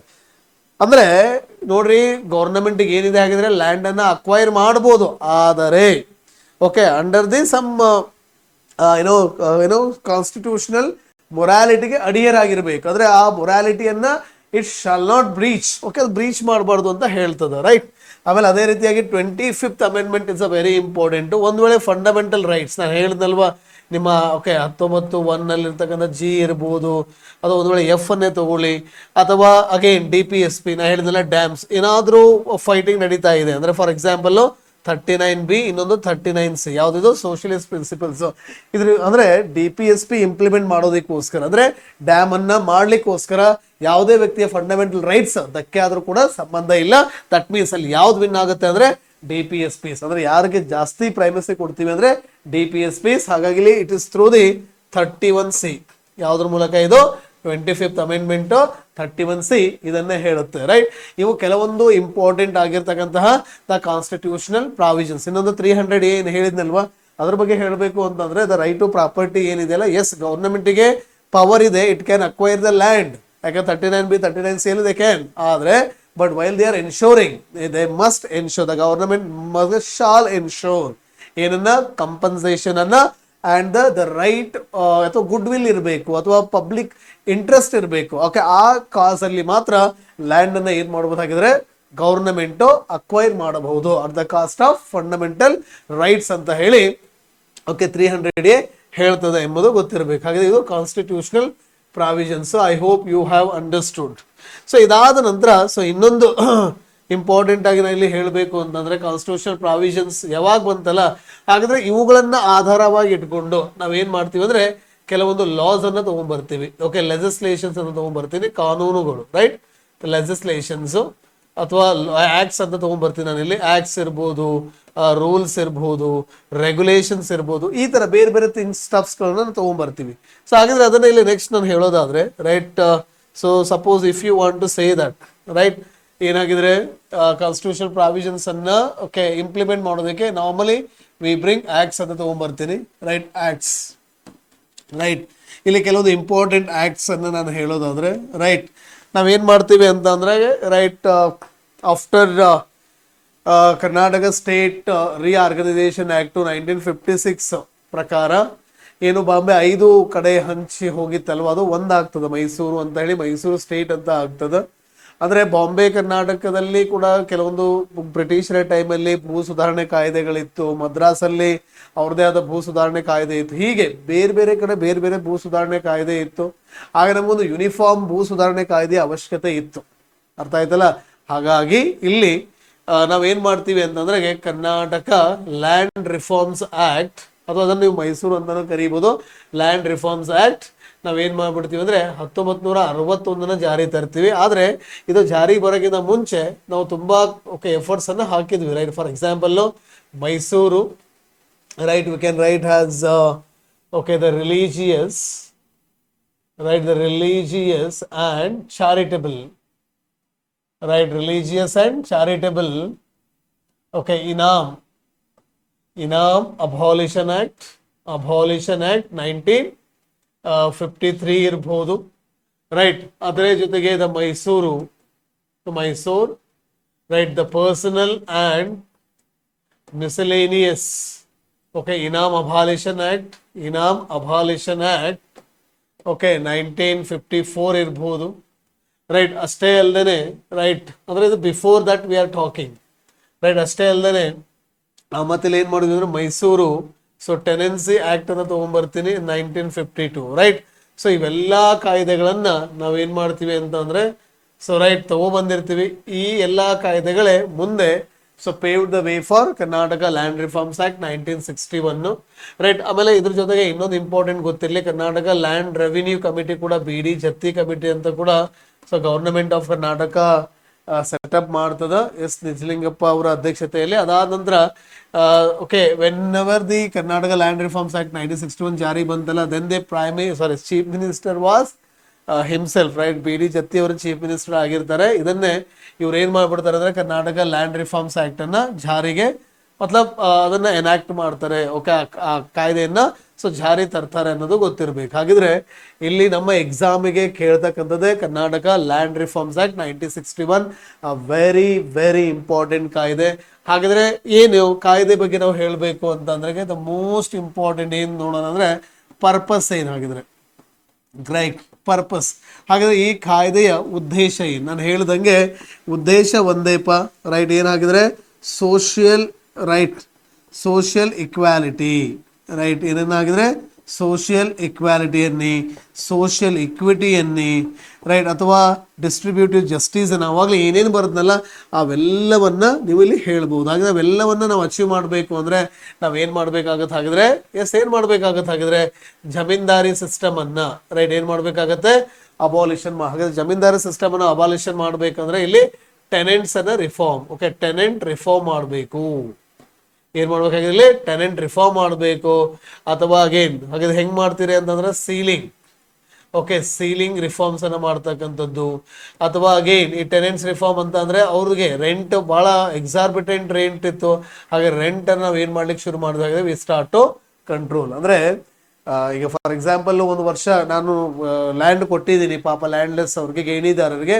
ಅವ್ರು ಏನ್ ಮಾಡ್ತಾ ಇದ್ದಾರೆ ಅಂತ ಅಂದ್ರೆ ತುಂಬಾ ಬೆಳೆದಿದ್ದಾರೆ 100 ಚೀಲ, ಅದರಲ್ಲಿ ನಾನು 90 ಚೀಲ ಕೇಳೋದು ಅಂದ್ರೆ ಇಟ್ಸ್ ನಾಟ್ ಅಲ್ವಾ? ಹಾಗಾದ್ರೆ ಇದು ಕೂಡ ದ ಫೇರ್ ರೆಂಟ್ ಇರಬೇಕು ಅನ್ನೋದೇ ಈ ಕಾನೂನಿನ ಉದ್ದೇಶ. ಜೊತೆಗೆ ಇನ್ನೊಂದು ಇಂಪಾರ್ಟೆಂಟ್ ಏನಪ್ಪಾ ಅಂದ್ರೆ ಈ ಕಾನೂನಿನ ಉದ್ದೇಶ cooperative farming, cooperative farming, right. ನಿಮ್ಮ ಅದೇ ಆಕ್ಟ್ ಅಲ್ಲಿ ಅದನ್ನ ಕೊಟ್ಟಿದ್ದಾರೆ, ಕೋಆಪರೇಟಿವ್ ಫಾರ್ಮಿಂಗ್ ಬಗ್ಗೆ ಕೂಡ ಅವರು ಮೆನ್ಷನ್ ಮಾಡಿದ್ದಾರೆ. ಕೋಆಪರೇಟಿವ್ ಫಾರ್ಮಿಂಗ್ ಅಂದ್ರೆ ಏನು? ಸ್ಪೆಷಲಿ ಇಂಡಿಯಾದೊಳಗ 1 ಹೆಕ್ಟರ್ಸ್ ಅಥವಾ 2 ಹೆಕ್ಟರ್ಸ್ ಗಿಂತ ಕಡಿಮೆ ಇರೋರೇ ಮೋರ್ ದನ್ 60% ರೈತರು ಇರೋದ್ರಿಂದ ನಾವ್ ಏನ್ ಮಾಡ್ಬೇಕಾಗುತ್ತೆ? ಲ್ಯಾಂಡ್ ಅನ್ನ ಕನ್ಸೋಲಿಡೇಟ್ ಮಾಡಿ ಏನ್ ಮಾಡ್ಬೇಕಾಗತ್ತೆ ಅಂದ್ರೆ ಪ್ರೊಡಕ್ಟಿವಿಟಿಯನ್ನ ಜಾಸ್ತಿ ಮಾಡಿ ಇನ್ಕಮ್ ಅನ್ನ ಜಾಸ್ತಿ ಮಾಡ್ಬೇಕಾಗ್ತದೆ. ಹಾಗಾಗಿ ಇದು ಕೋಆಪರೇಟಿವ್ ಫಾರ್ಮಿಂಗ್ ಅನ್ನ. ಆಮೇಲೆ ಇನ್ನೊಂದು ಬೇಕಾದ್ರೆ ಲ್ಯಾಂಡ್ ಡಿಜಿಟಲೈಸೇಷನ್ ಮಾಡ್ತಕ್ಕಂಥದ್ದು, digitalisation of the land records. ಹಾಗಾಗಿ ಭೂಮಿ ಇರ್ಬೋದು, ಕಾವೇರಿ ಇರ್ಬೋದು, ರೈಟ್, ಸೋ ಮೆನಿ ಪ್ರೋಗ್ರಾಮ್ಸ್ ಅನ್ನು ಕೂಡ ದ ಡಿಪಾರ್ಟ್ಮೆಂಟ್ ಆಫ್ ರೆವಿನ್ಯೂ ಅಥವಾ ಏನು department of stamps and registration in the government of Karnataka ಅವರು they have been trying, right. So ಇದು ಕೂಡ ಗೊತ್ತಿರ್ಬೇಕು. ಹಾಗಾಗಿ ಪರ್ಪಸ್ ಒಂದೇ, ಇವೆಲ್ಲವನ್ನ ಅಚೀವ್ ಮಾಡಬೇಕು. ಜೊತೆಗೆ ಹೆಂಗ್ ಅಚೀವ್ ಮಾಡ್ತೀರಿ? ಡಿಜಿಟಲೈಸೇಷನ್ ಆಫ್ ಲ್ಯಾಂಡ್ ರೆಕಾರ್ಡ್ಸ್ ಮಾಡ್ರಿ, ಅಥವಾ RTC ಅನ್ನ ಪ್ರೊವೈಡ್ ಮಾಡ್ರಿ, ಅಥವಾ ಟೆನೆಂಟ್ ರಿಫಾರ್ಮ್ ಅನ್ನ ಮಾಡ್ರಿ, ಸೀಲಿಂಗ್ ರಿಫಾರ್ಮ್ಸ್ ಅನ್ನ ಮಾಡಿ, ಜಮೀನ್ದಾರಿ ಸಿಸ್ಟಮ್ ಅನ್ನ ಅಬಾಲಿಷ್ ಮಾಡಿ, ಫೇರ್ ರೆಂಟ್ ಅನ್ನ ಫಿಕ್ಸ್ ಮಾಡಿ. ಜೊತೆಗೆ and we need to furnish the and we need to promote the cooperative farming. ಹಾಗಾದ್ರೆ ಕೋಆಪರೇಟಿವ್ ಫಾರ್ಮಿಂಗ್ ಅನ್ನ ಮಾಡಬೇಕು ಅನ್ನೋದೇ ಇದರ ಪ್ರಮುಖ ಉದ್ದೇಶ ಅನ್ನೋದು ಕೂಡ ಗೊತ್ತಿರ್ಬೇಕಾಗ್ತದ. ಯಾವ್ದ್ರದ್ದು? The purpose of this one. ಆಮೇಲೆ ಇನ್ನೊಂದು ಹಾಗಿದ್ರೆ ಒಂದು ಕ್ಲಾರಿಟಿ ಏನಾಗಿದ್ರೆ ಈ ಉಳ್ಳೋ ಹ್ಯಾವ್ಸ್ ಇಂದ ಹ್ಯಾವ್ ನಾಟ್ಸ್ಗೆ ಇಲ್ಲಿ 2 ಅರ್ಥ ಇದೆ. ಹ್ಯಾವ್ಸ್ ಲ್ಯಾಂಡ್ ಪ್ರಕಾರ ಹೇಳಿದೆ, ಇನ್ನೊಂದು ಹ್ಯಾವ್ಸ್ ಅಂದಾಗಲೇ ಇನ್ಕಮ್ ಅಂತ ತಗೊಳ್ಳೋಣ. ಹ್ಯಾವ್ಸ್ ಇಂದ ಅಂದ್ರೆ ಇನ್ಕಮ್ ಯಾರಿದಾರಲ್ಲ ಅವ್ರು ಏನು ಮಾಡಂಗಿಲ್ಲ. ಹಾಗಿದ್ರೆ ಈಗ ಫಾರ್ ಎಕ್ಸಾಂಪಲ್ ನಾನು ಏನು ಹೇಳಿದೆ ಇಲ್ಲಿ, ಲ್ಯಾಂಡ್ ರಿಫಾರ್ಮ್ಸ್ ಉದ್ದೇಶ ಏನಂತ ಹೇಳಿದೆ, ಹ್ಯಾವ್ಸ್ ಇಂದ ಹ್ಯಾವ್ ನಾಟ್ಸ್ಗೆ ಲ್ಯಾಂಡ್ ಅನ್ನ ಕೊಡೋದು. ಇಲ್ಲಿ ಹ್ಯಾವ್ಸ್ ಅಂದ್ರೆ ಲ್ಯಾಂಡ್ ಉಳ್ಳವರು ಅಂತ ಇಲ್ಲಿ. ಹಾಗಾದ್ರೆ ಅವ್ರಿಗೆ ಏನು ಮಾಡೋದು, ಲ್ಯಾಂಡ್ ಅನ್ನ ಕೊಡ್ತಕ್ಕಂಥದ್ದು, ರೈಟ್. ಈಗ ಹಾಗಿದ್ರೆ ಈ ಲ್ಯಾಂಡ್ ಅನ್ನ ಇಸ್ಕೊಬೇಕು, ಇದನ್ನ ಕೊಟ್ಟಿದೆ ಗೌರ್ಮೆಂಟ್, ಇಸ್ಕೊಟ್ಟಿದೆ ಅಂತ ಅನ್ಕೊಳ್ಳಿ. ಹಾಗಿದ್ರೆ ಚಾನ್ಸ್ ಏನಿರುತ್ತೆ, ಮತ್ತೆ ಇವನ್ ಏನ್ ಮಾಡ್ಬೋದು, ಹಾಗಿದ್ರೆ ಮತ್ತೆ ಇವನಿಂದ ಇದನ್ನ ಪರ್ಚೇಸ್ ಮಾಡ್ಬೋದು, ಇವನು ಮಾರ್ಬೋದಲ್ವಾ. ಹಾಗೆ ಇಲ್ಲಿ ಏನ್ ಮಾಡ್ತಾ ಇದ್ದ, ಆಗ್ಬಾರ್ದು ಅಂತ ಹೇಳಿ ಏನಾಗಿದ್ರೆ ಟ್ರಾನ್ಸ್ಫರ್ ಆಫ್ ಅಗ್ರಿಕಲ್ಚರ್ ಲ್ಯಾಂಡ್ ಅನ್ನ, ಓಕೆ, ಏನಾಗಿದೆ ಟ್ರಾನ್ಸ್ಫರ್ ಆಫ್ ಅಗ್ರಿ ಲ್ಯಾಂಡ್ ಅನ್ನ ಏನ್ ಮಾಡ್ತಾರೆ ಹಾಗಿದ್ರೆ, ರೆಸ್ಟ್ರಿಕ್ಟ್ ಮಾಡ್ತಾರೆ. ಏನ್ ಮಾಡ್ತಾರೆ ಹಾಗಿದ್ರೆ ಹೆಂಗ್ ರೆಸ್ಟ್ರಿಕ್ಟ್ ಮಾಡ್ಬೋದು, ಒಂದು ರೈಟ್ ಡಿಕ್ಲೇರಿಂಗ್ ಅಥವಾ defining, okay, who are agriculturist, ಯಾರು ಅಗ್ರಿಕಲ್ಚರಿಸ್ಟು ಅಥವಾ ಯಾರು ಓಕೆ ನಾನ್ ಅಗ್ರಿಕಲ್ಚರಿಸ್ಟು. ಹಾಗಾಗಿ ನಾನ್ ಅಗ್ರಿಕಲ್ಚರಿಸ್ಟು ಲ್ಯಾಂಡ್ ಅನ್ನ ಏನ್ ಮಾಡೋ ಹಾಗಿಲ್ಲ, ಬೈ ಮಾಡಂಗಿಲ್ಲ. ಒಂದು ಎರಡನೇದು, ನಾನ್ ಅಗ್ರಿಕಲ್ಚರ್ ಪಾಯಿಂಟ್ ಆಫ್ ವ್ಯೂ ಕೂಡ, NA ಪಾಯಿಂಟ್ ಆಫ್ ವ್ಯೂ ಕೂಡ ನೀವೇನ್ ಮಾಡಂಗಿಲ್ಲ, ಅಗ್ರಿಕಲ್ಚರ್ ಲ್ಯಾಂಡ್ ಅನ್ನ ಪರ್ಚೇಸ್ ಮಾಡುವ ಹಾಗಿಲ್ಲ. ಇವತ್ತು ಕೂಡ ಹೆಂಗಿದೆ ಅಂದ್ರೆ ಮಲ್ಟಿ ಕ್ರಾಪಿಂಗ್ ಲ್ಯಾಂಡ್ ಏನಿದೆ ಅಲ್ವಾ, ಅದನ್ನ ನಾವ್ ಏನ್ ಮಾಡೋ ಹಾಗಿಲ್ಲ, we are not suppose to purchase ಅಂತ ಕೂಡ ಇಲ್ಲಿ ಕಾನೂನು ಹೇಳ್ತದೆ. ಅಷ್ಟೇ ಅಲ್ಲದೆ ಸೊ ಇನ್ನೊಂದು ಇಂಪಾರ್ಟೆಂಟ್ ಆಗಿ ನಾವು ಇಲ್ಲಿ ಹೇಳ್ಬೇಕು ಅಂತ ಅಂದ್ರೆ ಯಾವ್ದ್ರಲ್ಲಿ ಆಗಿದ್ರೆ, ಇನ್ನೊಂದು ಏನ್ ಮಾಡ್ಬೋದಾಗಿದ್ರೆ ಅಂತಂದ್ರೆ, ಓಕೆ, ಹೆಂಗ್ ರೆಸ್ಟ್ರಿಕ್ಟ್ ಮಾಡ್ಬೋದು ಅಂದ್ರೆ ಫಿಕ್ಸಿಂಗ್ ದ ಇನ್ಕಮ್. ಹಾಗಾದ್ರೆ ಈಗ ಫಾರ್ ಎಕ್ಸಾಂಪಲ್ ಅಗ್ರಿಕಲ್ಚರ್ ಇನ್ಕಮ್ ಕಮ್ಮಿ ಅಂತ ಗೊತ್ತಿದೆ, ಒಂದ್ ವೇಳೆ ಈಗ ಒಬ್ಬ ವ್ಯಕ್ತಿಯ ಇನ್ಕಮ್ ಓಕೆ ಒಂದು ಲಿಮಿಟ್ ಇದೆ ಅಂತ ಅನ್ಕೊಳ್ಳಿ, ಈ ಲಿಮಿಟ್ಗಿಂತ ಜಾಸ್ತಿ ಅವನು ನಾನ್ ಅಗ್ರಿಕಲ್ಚರ್ ಇಂದ ಪಡೆದಿದ್ದಾನೆ ಅಂದ್ರೆ ಅವರು ಕೂಡ ಏನ್ ಮಾಡೋ ಹಾಗಿಲ್ಲ, ಹಾಗಿದ್ರೆ ಈ ಅಗ್ರಿ ಲ್ಯಾಂಡ್ ಅನ್ನ ಪರ್ಚೇಸ್ ಮಾಡುವ ಹಾಗಿಲ್ಲ ಅನ್ನೋದು ಕೂಡ ಇಲ್ಲಿ ಇದೆ.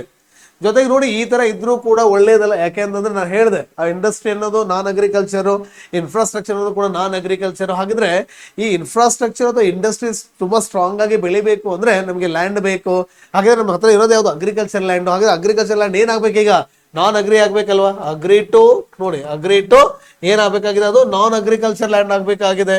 ಬಟ್ ಅಲ್ಲಿ ಏನ್ ಹೇಳಿದೆ, ಇವೆರಡು ಕೂಡ ಏನ್ ಮಾಡಿದಾವೆ, ಇಲ್ಲಿ ರೆಸ್ಟ್ರಿಕ್ಷನ್ ಹಾಕಿದಾವೆ. ಓಕೆ, ಇದಾಗಬಾರ್ದು ಅಂತಾನೆ ನಾವು ಮತ್ತೇನ್ ಮಾಡ್ತೀವಿ ಅಂತಂದ್ರೆ ಕೆಲವೊಂದು ಎಕ್ಸೆಂಪ್ಷನ್ ಅನ್ನು ಕೂಡ ಈ ಕಾನೂನಲ್ಲಿ ಕೊಟ್ಟಿದ್ದಾರೆ, ರೈಟ್. ಅದನ್ನ ಸೆಕ್ಷನ್ 109 ಅಂತ ಹೇಳಿ ಕರಿತೀನಿ, ರೈಟ್. ಇದು ಸೆಕ್ಷನ್ ಯಾವ್ದಪ್ಪ ಅಂದ್ರೆ 79A, 79B, ರೈಟ್. ಇನ್ನೊಂದು ಓಕೆ ಕಾಂಟ್ರವೆನ್ಷನ್ 79C, ಇನ್ನೊಂದು ಸೆಕ್ಷನ್ 80. ಇದೆಲ್ಲ ಏನ್ ಮಾಡುತ್ತೆ ಅಂದ್ರೆ ರೆಸ್ಟ್ರಿಕ್ಟ್ ಮಾಡ್ತದ, ಏನೋ ಅಗ್ರಿಕಲ್ಚರ್ ಲ್ಯಾಂಡ್ ನಾನ್ ಅಗ್ರಿಕಲ್ಚರಸ್ ಹತ್ರ ಹೋಗ್ಬಾರ್ದು ಅಂತ. ಅದೇ ತರ 109 ಏನ್ ಮಾಡುತ್ತೆ ಸೆಕ್ಷನ್, ದ ಸೆಕ್ಷನ್ ಎಕ್ಸಾಂಪ್ಲಿಫೈಸ್ ಏನನ್ನ ಹೇಳುತ್ತೆ ಅಂತಂದ್ರೆ, ಎಸ್ ಓಕೆ, ಏನೋ ಎಕ್ಸೆಂಪ್ಷನ್ಸ್ ಅನ್ನು ಕೊಡ್ತದ. ಏನೋ ಈ 79ABC ಏನಿದೆ ಅಲ್ವಾ, ಏನ್ ಹಾಗಿದ್ರೆ ಇವು ಯಾವ್ದಕ್ಕೆ ಅಪ್ಲಿಕೇಬಲ್ ಆಗಲ್ಲ ಅಂದ್ರೆ 109ನೇ ಸೆಕ್ಷನ್. ಅದ್ರಲ್ಲಿ ಏನ್ ಹೇಳ್ತದೆ ಅಂದ್ರೆ ಅಗ್ರಿಕಲ್ಚರ್ ಲ್ಯಾಂಡ್ ನಾನ್ ಅಗ್ರಿಕಲ್ಚರ್ ಲ್ಯಾಂಡ್ ಕನ್ವರ್ಟ್ ಆಗ್ಬೋದು. ಯಾವ ಪರ್ಪಸ್ಗೆ, ಒಂದು ಎಜುಕೇಶನ್ ತಗೊಳ್ಳಿ, ಅಥವಾ ಒಂದು ಇನ್ಫ್ರಾಸ್ಟ್ರಕ್ಚರ್ ತಗೊಳ್ಳಿ, ಅಥವಾ specially industrial point of view. ಹಾಗಾಗಿ ಇದು ತುಂಬಾನೇ ಇಂಪಾರ್ಟೆಂಟ್ ಆಗ್ತದೆ ಎಂಬತಕ್ಕಂಥದ್ದು. ಓಕೆ, ಸೊ ಹಾಗಿದ್ರೆ ಇಲ್ಲಿ ನೀವು ನೋಡೋದಾದ್ರೆ, ರೈಟ್, ನೀವು ಕರೆಕ್ಟ್ ಆಗಿ ನೋಡೋದಾದ್ರೆ, ಸೊ ಈ ಕಾನೂನನ್ನ ರೈಟ್ ನಾನು ಬ್ರೀಫ್ ಆಗಿ ನಾನು ನಿಮಗೆ ತೋರಿಸ್ಬಿಡ್ತೀನಿ ಹೌ ಎಕ್ಸಾಕ್ಟ್ಲಿ, ರೈಟ್. ಒಂದು ಹೇಳ್ತೀನಿ ನಿಮಗೆ, ಯಾವುದೇ ಒಂದು ಓದ್ತೀರಾ ಅಂತಂದ್ರೆ just go with the help of the Google, right.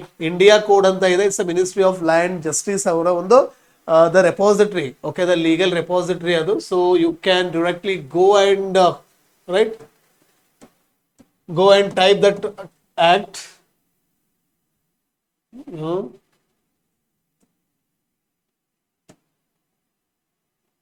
Wait,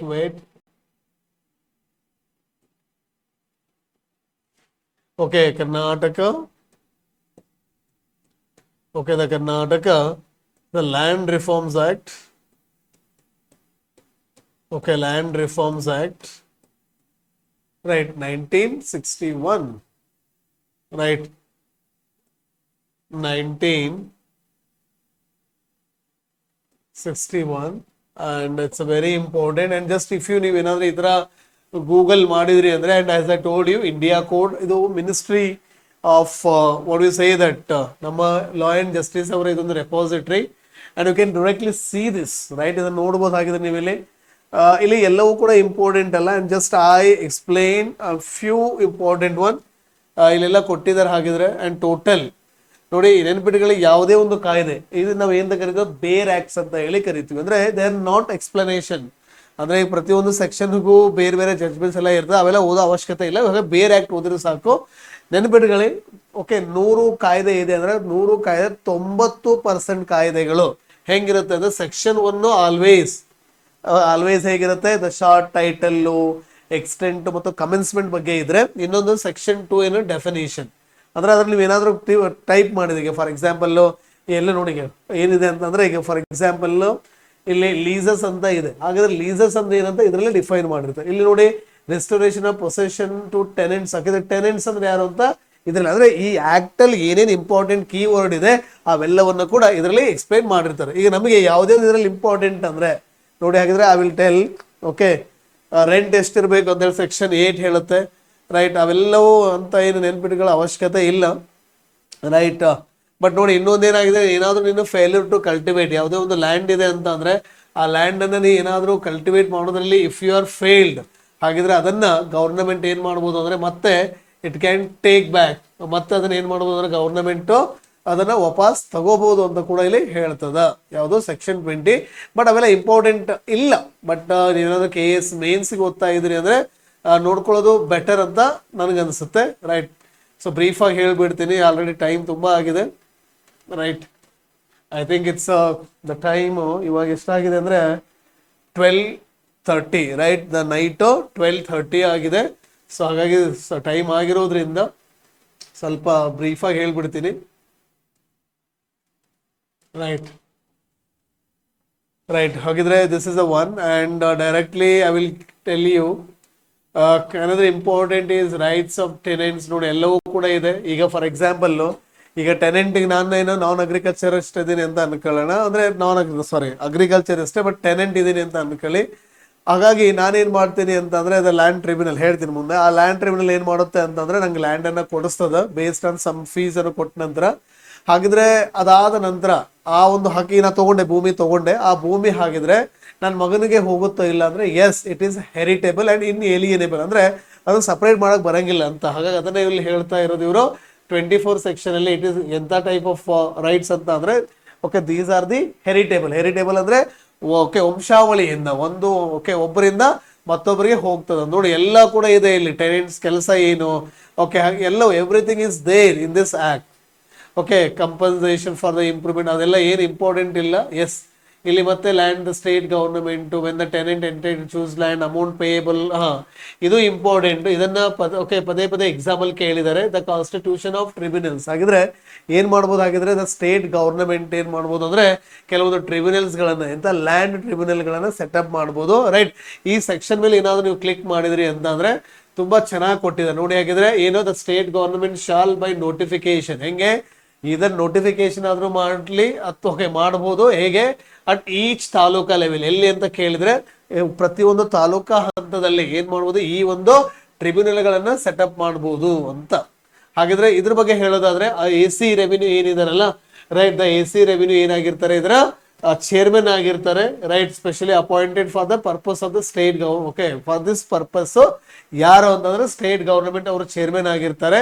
4 others ಜೊತೆಗೆ ಮತ್ತೆ 4 ಜನ ನಾಮಿನೇಟೆಡ್ ಬೈ ದಿ ಯಾರು, ನಮ್ಮ ಸ್ಟೇಟ್ ಗವರ್ನಮೆಂಟ್ ಇರ್ತಾರೆ. ಜೊತೆಗೆ ಅದರಲ್ಲಿ ಒಬ್ಬ ಪರ್ಸನ್ SC, ಮತ್ತೊಬ್ಬ ಪರ್ಸನ್ ST ಇರಬೇಕಂತ ರೂಲ್ಸ್ ಇದೆ, ರೈಟ್.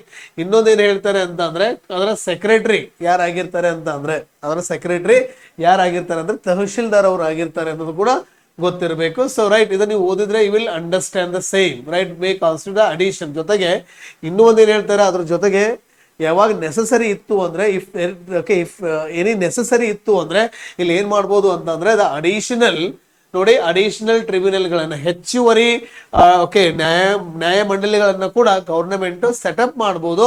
ಆದ್ರೆ ಇದು ಯಾರು ಸೆಟಪ್ ಮಾಡ್ಬೋದು ಅಂದ್ರೆ deputy commissioner, that is DC ಅವರು ಮಾಡ್ಬೋದು. ಓಕೆ, ನೆಸಸರಿ ಏನಾದ್ರು ಇದ್ರೆ ಅಂತ ಹೇಳಿ ಈ ಆಕ್ಟ್ ಹೇಳ್ತದೆ. ಅಷ್ಟೇ ಅಲ್ಲದೆ ನೋಡಿ, ನಾ ಹೇಳಿದೆ AC ರೆವಿನ್ಯೂ ಏನಿದ್ದಾರೆ ಚೇರ್ಮನ್ ಆಗಿರ್ತಾರೆ, 4 ಜನ ಅವರಿಗೆ ಸಹಾಯ ಮಾಡೋರು ಇರ್ತಾರೆ. ಸೊ ಜೊತೆಗೆ and again has I told you, ಯಾರು ದ ತಹಶೀಲ್ದಾರ್ ಏನಾಗಿರ್ತಾರೆ ಅಂತ ಅಂದ್ರೆ ಯೂಶುವಲಿ ಇದರ ಸೆಕ್ರೆಟರಿ ಆಗಿರ್ತಾರೆ ಅನ್ನೋದು ಕೂಡ ಈ ಸೆಕ್ಷನ್ 48 ಒಳಗ ಇದೆ ಅಂತಕ್ಕಂಥ ಗೊತ್ತಿಲ್ಲ. ನೋಡಿ, ಹೇಗಿದೆ, the tahsildar R any officer specially appointed for the purpose of the state government shall be, okay, ಅದು IAS ಆಗಿರ್ಬೋದು ಅಥವಾ KS ಆಗಿರ್ಬೋದು, ಆ ಅಧಿಕಾರಿಗಳನ್ನ ಗವರ್ನಮೆಂಟ್ ಏನ್ ಮಾಡುತ್ತೆ ಅಂದ್ರೆ usually for the purpose of that, okay, ಈ ಒಂದು ಉದ್ದೇಶಕ್ಕೆ ಏನ್ ಮಾಡೋದು, ಸೆಕ್ರೆಟರಿ ಆಫ್ ದ ಟ್ರಿಬ್ಯುನಲ್ ಆಗಿ ಮಾಡಬಹುದು. ಆಮೇಲೆ ಇದ್ರ ಕೆಲಸ ಏನು ಅಂತ ಹೇಳಿ ಕೊಟ್ಟಿದ್ದಾರೆ, ರೈಟ್. ಸೊ ಅವೆಲ್ಲವೂ ಕೂಡ ಏನು ಅಷ್ಟೊಂದು ಇಂಪಾರ್ಟೆಂಟ್ ಇಲ್ಲ ಇಲ್ಲಿ. ಸೊ ರೈಟ್, ಜಸ್ಟ್ ಇಲ್ಲಿ ಒಂದು ಐಡಿಯಾ ಬರಲಿ ಅಂತ ನಾನು ನಿಮಗೆ ಹೇಳ್ತಾ ಇದ್ದೀನಿ, ರೈಟ್. ಸೊ ಹಾಗಿದ್ರೆ ಸೆಕ್ಷನ್ 48 ಗೊತ್ತಾಯ್ತು ಇಲ್ಲಿ, ರೈಟ್. 48 ಹಾಗೆ ಯಾವ್ದ್ರ ಬಗ್ಗೆ ಮಾತಾಡ್ತದ, ದ ಟ್ರಿಬ್ಯುನಲ್ಸ್ ಬಗ್ಗೆ ಮಾತಾಡ್ತದ, ರೈಟ್. ಅದಾದ ನಂತರ amount of payable, right. This all the things again I can tell you, fine. ಆಮೇಲೆ ದ ಟೆನೆಂಟು ಎಷ್ಟು ಪೇ ಮಾಡಬೇಕು, ರೈಟ್, ಇವೆಲ್ಲ ಕೂಡ ಡಿಸೈಡ್ ಮಾಡ್ತಾರೆ. ಅದಾದ ನಂತರ ನಾನು ಹೇಳಿದೆ ಇನ್ನೊಂದು ಇಂಪಾರ್ಟೆಂಟ್ ಏನು ಅಂದ್ರೆ, ಈ ಕಾನೂನು ಅಥವಾ ನಾನು ಏನು ಹೇಳಿದೆ ಸೋಷಿಯಲ್ ಜಸ್ಟಿಸು ಏನಾದರೂ ಸ್ಟ್ರಾಂಗ್ ಆಗಬೇಕು ಅಂದ್ರೆ ನಾನು ಸೀಲಿಂಗ್ ಅನ್ನ ಮಾಡಬೇಕು. ಹಾಗಾಗಿ ಸೆಕ್ಷನ್ 63 ಒಳಗ ಸೀಲಿಂಗ್ ಅನ್ನ ಮಾಡಿದ್ದಾರೆ. ಆದ್ರೆ ನೀವು ಕ್ಲಿಕ್ ಮಾಡಿದ್ರಿ ಅಂದ್ರೆ ಅವರು ಡೆಫಿನೆಟ್ಲಿ ಆಗಿ ಹೇಳ್ತಾರೆ ನೋಡಿ. ಇಲ್ಲಿ ಫಾರ್ ಎಕ್ಸಾಂಪಲ್ ನಾನು ನಿಮ್ಗೆ ಹೇಳೋದಾದ್ರೆ, ರೈಟ್, ಇಲ್ಲಿ ಕೊಟ್ಟಿದ್ದಾರೆ ಸೀಲಿಂಗ್ ಏನಿದೆ, no person who is not a member of a family are who has no family are no family shall. ಅಂದ್ರೆ ಯಾವುದೇ ಒಂದು ಫ್ಯಾಮಿಲಿ, ಆಕ್ಚುಲಿ ಹಿಂಗಂದ್ರೆ ಏನು, ಒಬ್ಬ ವ್ಯಕ್ತಿ ಅಥವಾ ಯಾವುದೋ ಒಂದು ಫ್ಯಾಮಿಲಿ ನಾಟ್ ಮೋರ್ ದೆನ್ 5 ಜನ, 5 ಜನಕ್ಕಿಂತ ಜಾಸ್ತಿ ಇರಬಾರ್ದು ಆ ಫ್ಯಾಮಿಲಿಯಲ್ಲಿ. ಅವ್ರು ಎಷ್ಟು ಹೊಂದಬಹುದು ಅಂತ ಹೇಳ್ತಾರೆ ಅಂತಂದ್ರೆ, otherwise in okay one capacity and partly in another land in excess of the ceiling area ಹೊಂದಬಾರ್ದು ಅಂತ ಹೇಳಿದ್ದಾರೆ. ಇಲ್ಲಿ ಕೊಟ್ಟಿದ್ದಾರೆ ನೋಡಿ, ಆಗಿದ್ದಾರೆ member of a family who is a shall be 10 units. ಎಷ್ಟಾಗಿದ್ರೆ ಸೊ 10 ಯೂನಿಟ್ಸ್ ಅಂತ ಹೇಳ್ತಾರೆ. 5.4 ಒಂದು ಏನೋ acre, 1 unit is equal to around 5.4 acres ಇದೆ. ಹಾಗಾಗಿ ಗೊತ್ತಿರ್ಬೇಕು ಎಷ್ಟಾಗಿದ್ರೆ 10 ಯೂನಿಟ್ಸ್ ಅಷ್ಟೇ. ಆದ್ರೆ family of more than 5 members ಇದ್ರೆ, ರೈಟ್, ಅದು ಎಷ್ಟಿದೆ ಅಂತ ಅಂದ್ರೆ ಓಕೆ 5 ಜಾಸ್ತಿ ಇತ್ತು ಅಂದ್ರೆ ನಾಟ್ ಎಕ್ಸೀಡಿಂಗ್ 20 ಯೂನಿಟ್ಸ್. ಮ್ಯಾಕ್ಸಿಮಮ್ ಎಷ್ಟಿದೆ ಅದು, ಎಷ್ಟಿತ್ತದ ಇವಾಗ 20 ಯೂನಿಟ್. ಮೋರ್ ದೆನ್ 5 ಜನ ಫ್ಯಾಮಿಲಿಯಲ್ಲಿ ಇದ್ರು ಅಂದ್ರೆ ಮ್ಯಾಕ್ಸಿಮಮ್ ಲಿಮಿಟ್ 20 ಯೂನಿಟ್ಸ್ ಇತ್ತು. 5 ಮೆಂಬರ್ಸ್ ಇಂದ ಕಮ್ಮಿ ಇದ್ದಾಗ ಅದೇನಿತ್ತಪ್ಪ ಅಂದ್ರೆ 10 ಯೂನಿಟ್ಸ್ ಇತ್ತು ಅಂತ ಹೇಳಿ ಈ ಸೆಕ್ಷನ್ ಹೇಳ್ತದ, ರೈಟ್. ಅದ್ರ ಹೇಗೆ ಏನಂತ everything is there and just you can watch it ಅಥವಾ ಸಿ ಇದನ್ನ ನೋಡ್ಬಿಟ್ಟು you can make a notes, right. ಅದೇ ರೀತಿಯಾಗಿ ಸೊ ಇನ್ನೊಂದು ಇಂಪಾರ್ಟೆಂಟ್ ಆಗಿ ಹೇಳೋದಾದ್ರೆ, ರೈಟ್, 63 ಸೀಲಿಂಗ್ ಬಗ್ಗೆ ಮಾತಾಡ್ತದ. ಅಂಡ್ ಅಗೈನ್ ಇನ್ನೊಂದು ಸರ್ಪ್ಲಸ್ ಲ್ಯಾಂಡ್ ಅಂತ ಬರ್ತದೆ. ಏನ್ ಸರ್ಪ್ಲಸ್ ಲ್ಯಾಂಡ್ ಅಂದ್ರೆ, ಈಗ ಫಾರ್ ಎಕ್ಸಾಂಪಲ್ ನಾನು ಏನ್ ಮಾಡಿದೆ ಅಂದ್ರೆ, ಗೌರ್ಮೆಂಟ್ ಒಂದು ಸೀಲಿಂಗ್ ಹೇಳೈತಿ ಅಂತ ಅನ್ಕೊಳ್ಳಿ. ಓಕೆ, ಫಾರ್ ಎಕ್ಸಾಂಪಲ್ ನಾನು ಹೇಳಿದ್ನಲ್ವ 10 ಯೂನಿಟ್ಸ್, ಆದ ನಂತರ 20 ಯೂನಿಟ್ಸ್ ಐತಿ ಅಂತ ಅನ್ಕೊಳ್ಳಿ. ರೂಲ್ಸ್ ಪ್ರಕಾರ 10 ಯೂನಿಟ್ಸ್ ಎಕ್ಸ್ಟ್ರಾ ಇದೆ. ಆ 10 extra unit is considered as the surplus land ಅಂತ. ಅದನ್ನ ನಾವು ಏನು ಕನ್ಸಿಡರ್ ಮಾಡ್ಕೊಳ್ತೀವಿ, ಸರ್ಪ್ಲಸ್ ಲ್ಯಾಂಡ್ ಅಂತ ಹೇಳಿ ಅದನ್ನ ಕನ್ಸಿಡರ್ ಮಾಡ್ಕೊಳ್ತೀವಿ. ಈ ಸರ್ಪ್ಲಸ್ ಲ್ಯಾಂಡ್ ಅನ್ನ ಗೌರ್ಮೆಂಟ್ ಏನ್ ಮಾಡ್ಬೋದಾಗಿದ್ರೆ, ಅಗೈನ್ ನಿಮ್ಮ ಲ್ಯಾಂಡ್ ಟ್ರಿಬ್ಯುನಲ್ ಏನಿದೆ ಅಂಡರ್ ಸೆಕ್ಷನ್ 48 ಅಲ್ಲಿ, ಅದ್ರ ಪ್ರಕಾರ they can distribute to everybody, right. ಯಾರ್ಯಾರು ನೆಸೆಸಿಟಿ ಇದೆಯೋ ಅವ್ರಿಗೆ ಏನ್ ಮಾಡ್ಬೋದು ಅಂದ್ರೆ ಗೌರ್ಮೆಂಟ್ ಅದನ್ನ ಕೊಡಬಹುದು ಅಂತ ಇಲ್ಲಿ ಹೇಳ್ತಾರೆ, ರೈಟ್. ಅದೇ ರೀತಿಯಾಗಿ ಮತ್ತೆ ಇಂಪಾರ್ಟೆಂಟ್ ಸೆಕ್ಷನ್ಸ್ ಅನ್ನ ನಾವು ಹೇಳೋದಾದ್ರೆ, ರೈಟ್, ನಾ ಹೇಳಿದೆ prohibition of alienation of holding ಅಂದ್ರೆ these are the lands are alienation. So ಹಾಗಾಗಿ ಅದನ್ನ ಬೇರೆ ಮಾಡೋ ಹಾಗಿಲ್ಲ, ಅದನ್ನ ಪ್ರೊಹಿಬಿಟ್ ಮಾಡ್ತೇವೆ. ಅದಾದ ನಂತರ 79A, 79B, 79C is a very important. ಏನು ಹೇಳ್ತದ, acquisition of land by certain parties, right. ಅಂದ್ರೆ for example I will tell you, okay okay fine. ಇಲ್ಲಿ ನೀವು ನೋಡೋದಾದ್ರೆ ಸೆಕ್ಷನ್ ಓಕೆ 63 ಆಯ್ತು. Okay, section 63 important. ಸೆಕ್ಷನ್ 48, 63, ಇವಾಗ 79A, 79B, 79C ಬಗ್ಗೆ ನೋಡ್ತಾ ಇದೀವಿ. ಇಲ್ಲಿ ಏನ್ ಹೇಳ್ತಾರೆ, ಸರ್ಟೇನ್ ಪರ್ಸನ್ಸ್. ಇಲ್ಲಿ ಏನ್ ಹೇಳಿದ್ರೆ ಸರ್ಟೈನ್ ಪರ್ಸನ್ಸ್ ಅಂದ್ರೆ ಇಲ್ಲಿ ಎದಕ್ಕೂ ಡಿಫ್ರೆನ್ಸ್ ಏನು ಅಂದ್ರೆ, ಇದು ಮೇ ಬಿ ಇಂಡಿವಿಜುವಲ್ ಪರ್ಸನ್ಸ್, ಇದು ಕೂಡ ಮೇ ಬಿ ಇನ್ಸ್ಟಿಟ್ಯೂಷನ್, ಕಂಪನಿ, ಆ ತರ. ಹಾಗಾಗಿ ಇಲ್ಲಿ ಏನ್ ಹೇಳ್ತಾರೆ ಅಂತಂದಾಗ ಸರ್ಟೈನ್ ಪರ್ಸನ್ಸ್ ಏನ್ ಮಾಡೋ ಹಾಗಿಲ್ಲ ಅಂದ್ರೆ ನಾನ್ ಅಗ್ರಿಕಲ್ಚರಿಸ್ಟ್ ಅಗ್ರಿಕಲ್ಚರ್ ಲ್ಯಾಂಡ್ ಅನ್ನ ಬೈ ಮಾಡೋ ಹಾಗಿಲ್ಲ. ಅವಾಗಲೇ ಹೇಳಿದಲ್ಲ, ಅದು ಯಾವ ಸೆಕ್ಷನ್ ಅಲ್ಲಿ ಎಕ್ಸ್ಪ್ಲಿಸಿಟ್ಲಿ ಮೆನ್ಷನ್ ಆಗಿದೆ ಅಂದ್ರೆ 79A ಮತ್ತು 79B. ಹಾಗಾಗಿ ಇಲ್ಲಿ ಇನ್ಕಮ್ ಕೂಡ ಫಿಕ್ಸ್ ಮಾಡಿದ್ದಾರೆ. ಅದ ಅರ್ಲಿಯರ್ ಅದು 12,000 ಇತ್ತು. 74 ಅಥವಾ 1974 ಆದ ನಂತರ ಅದನ್ನ 12,000 ತಗೋಬಂದ್ರೆ, ಅದಾದ ನಂತರ 50,000 ಮಾಡ್ತಾರೆ. 1996 ಅಮೆಂಡ್ಮೆಂಟ್ ಅಲ್ಲಿ ಅದನ್ನ 2 lakh ಮಾಡ್ತಾರೆ. ಆದ್ರೆ 2015 ಸೊ ಸಿದ್ದರಾಮಯ್ಯ ಗವರ್ನಮೆಂಟ್ ಬಂದ್ಬಿಟ್ಟು ಮತ್ತೆ ಅದನ್ನ ಏನ್ ಮಾಡ್ತಾರೆ, 25 lakh ಅನ್ನ ಮಾಡ್ತಾರೆ, ರೈಟ್. ಸೊ ಆದ್ರೆ ಅಗೈನ್ ಬಿಜೆಪಿ ಗವರ್ನಮೆಂಟ್ ಏನಿದೆ ಅಲ್ವಾ, BS Yediyurappa, so when he was the chief minister, okay, and Bommai was sign, right, later ಆಗಿರ್ತ ಕೆಲವೊಂದು ಇಶ್ಯೂ ಇಂದ. ಸೊ ಬೊಮ್ಮಾಯಿ ಟೈಮಲ್ಲಿ ಏನಾಗುತ್ತೆ ಅಂತಂದ್ರೆ, ಅದು ಆಕ್ಚುಲಿ ಇವೆಲ್ಲವನ್ನ ಕೂಡ ತೆಗೆದುಹಾಕೋ ಉದ್ದೇಶ ಒಂದೇ, ಪ್ರೈವೇಟೈಸೇಷನ್ ಅಥವಾ ಮೋರ್ ಇಂಡಸ್ಟ್ರಿಯಲೈಸೇಷನ್. ಯಾಕಂದ್ರೆ ಇಂಡಸ್ಟ್ರಿಯಲ್ ಪಾಲಿಸಿ 2025, 2030 ಅನ್ನು ಅಚೀವ್ ಮಾಡಬೇಕಂದ್ರೆ we need all these, right. ನೋಡೋಣ ಆಮೇಲೆ.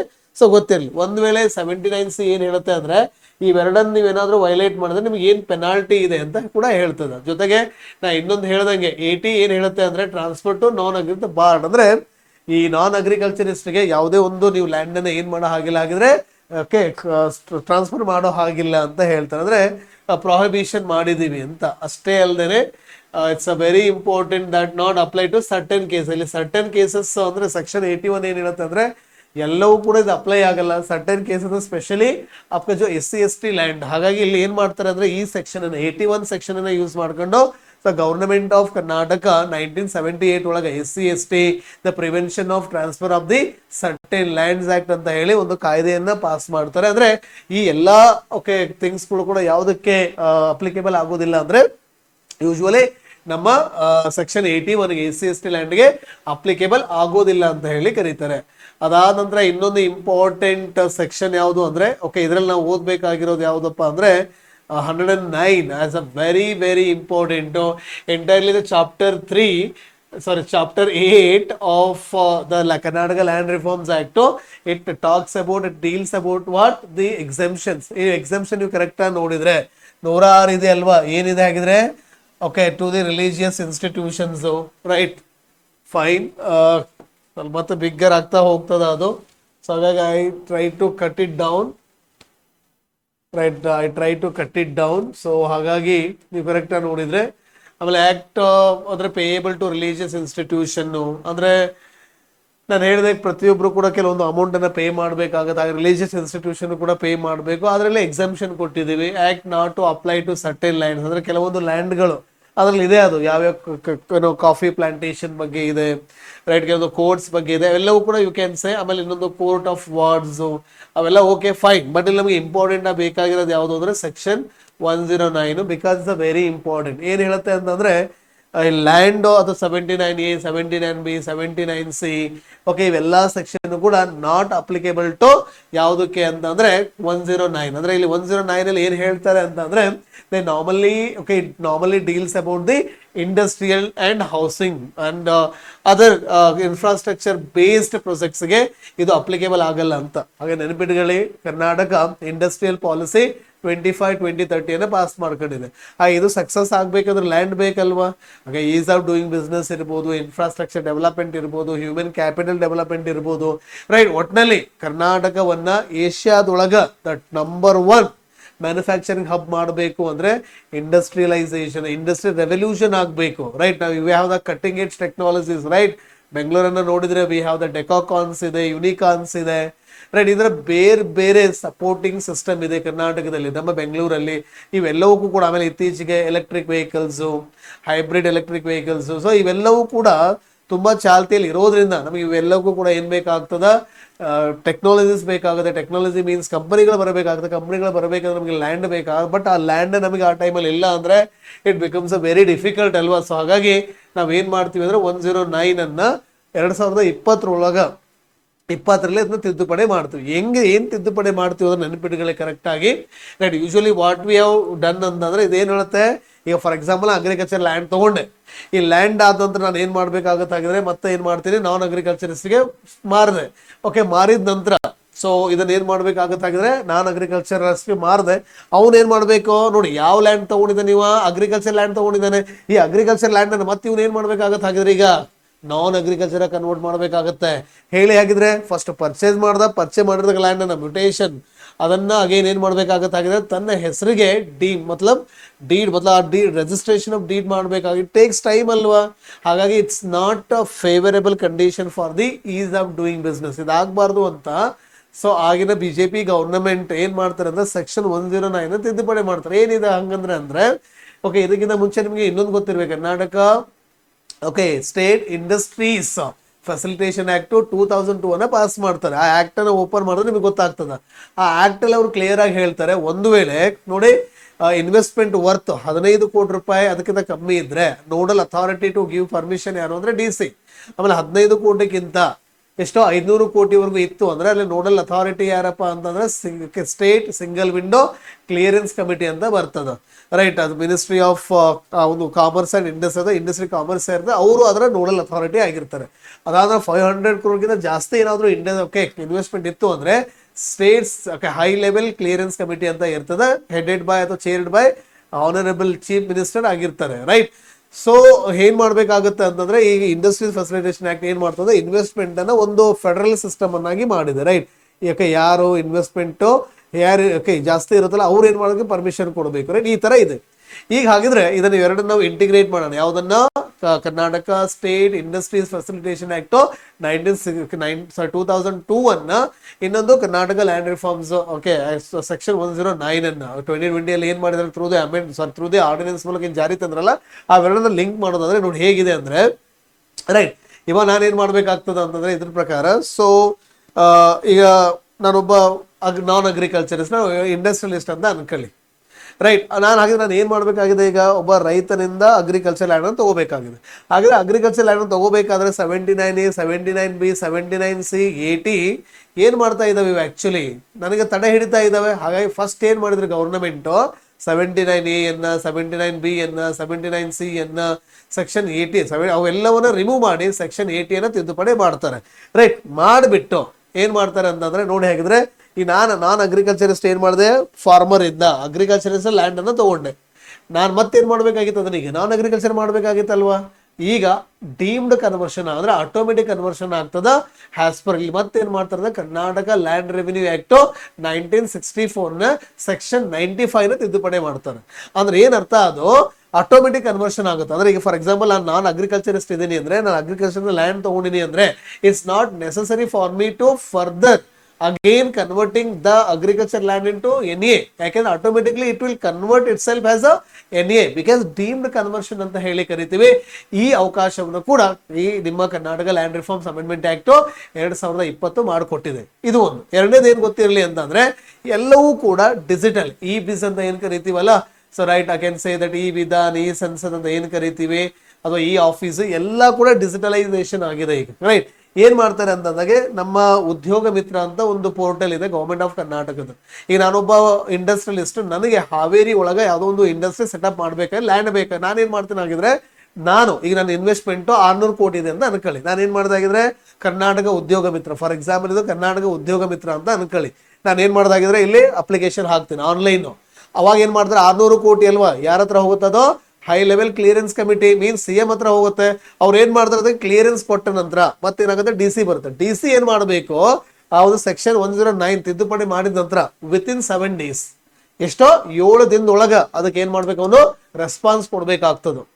ಒಂದ್ ವೇಳೆ ಸರ್ ಹಾಗಿದ್ರೆ ಎಂತ ಲ್ಯಾಂಡು, SC ST ಲ್ಯಾಂಡು ಅಥವಾ ST ಆಕ್ಟ್ 2006 ಆತರ ಇನ್ಎಲಿಯನೇಬಲ್ ಲ್ಯಾಂಡ್ಸ್ ಏನಾದ್ರು ಇತ್ತು ಅಂದ್ರೆ, ಅಥವಾ ಆತನ ಒಂದು ಆಂಬಿಟ್ ಅಲ್ಲಿ ಬರಲ್ಲ ಅಂದ್ರೆ ಏನ್ ಮಾಡ್ಬೇಕು, ಅಗೇನ್ ವಿತಿನ್ 7 ದಿನದೊಳಗ ಅದನ್ನ ಏನ್ ಮಾಡ್ಬೇಕು, ಗವರ್ನಮೆಂಟ್ಗೆ ಮತ್ತೆ ಕಳಿಸ್ಬೇಕು. ಅವ್ರು ಯಾವ್ದೋ ಇದ್ರ ಮೂಲಕನೇ ಗವರ್ನಮೆಂಟ್ ಅಗೇನ್ ವಿತಿನ್ 30 days ಒಳಗ 30 ದಿನದೊಳಗೆ ಏನ್ ಮಾಡ್ಬೇಕು, ಗವರ್ನಮೆಂಟ್ ಮತ್ತೆ ಅವರ ಒಂದು ಡಿಸಿಷನ್ಸ್ ಅನ್ನ have to communicate to the DC further ಮಾಡ್ಬೇಕಾಗ್ತದೆ, ರೈಟ್. ಇದಾಯ್ತು.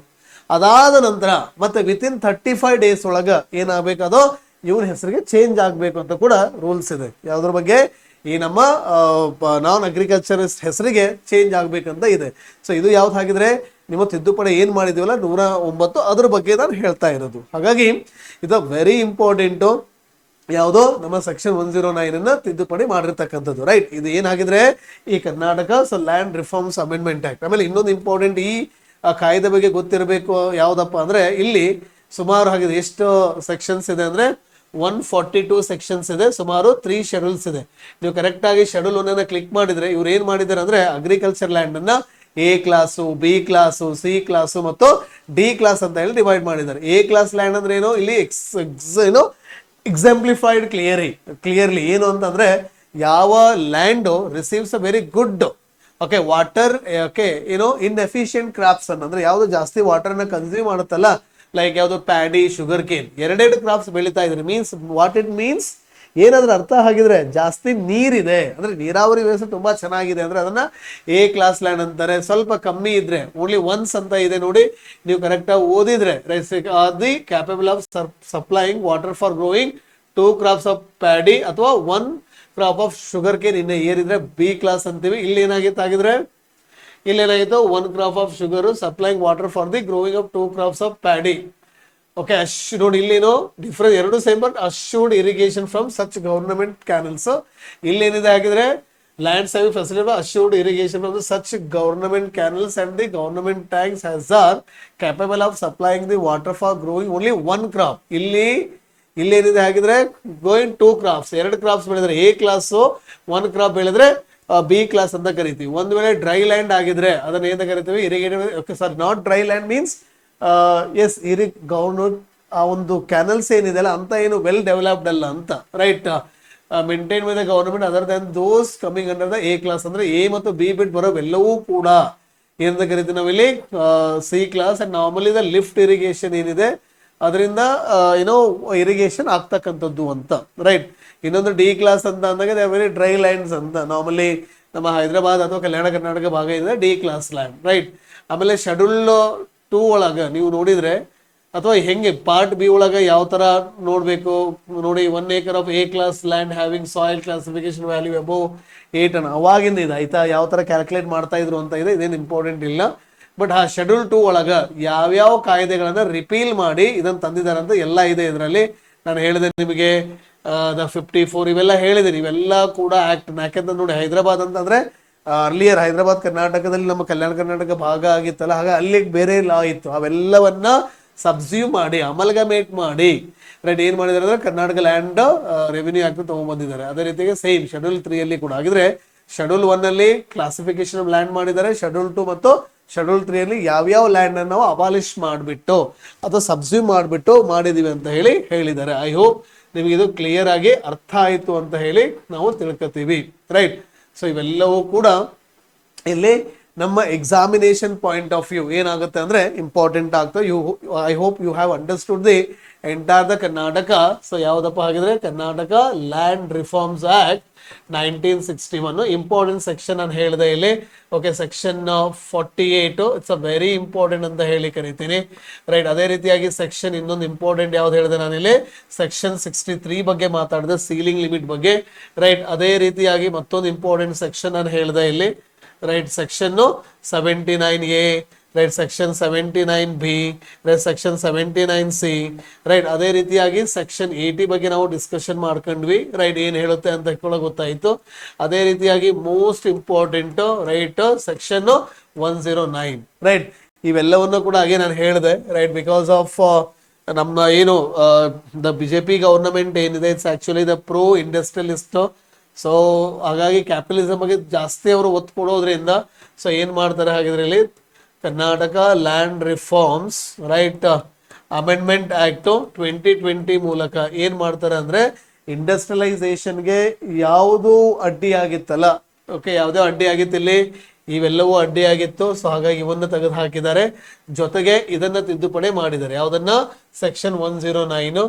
ಹಾಗಾಗಿ ಅದ್ರ ಜೊತೆಗೆ right section just I'm telling you section 95 of Karnataka Land Revenue Act 1964, right.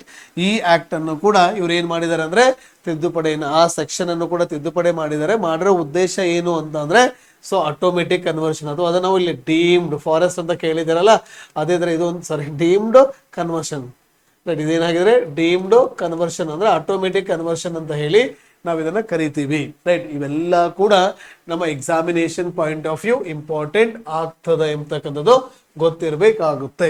ಅರ್ಥ ಆಯ್ತು ಅಂತ ಅನ್ಕೋತೀನಿ.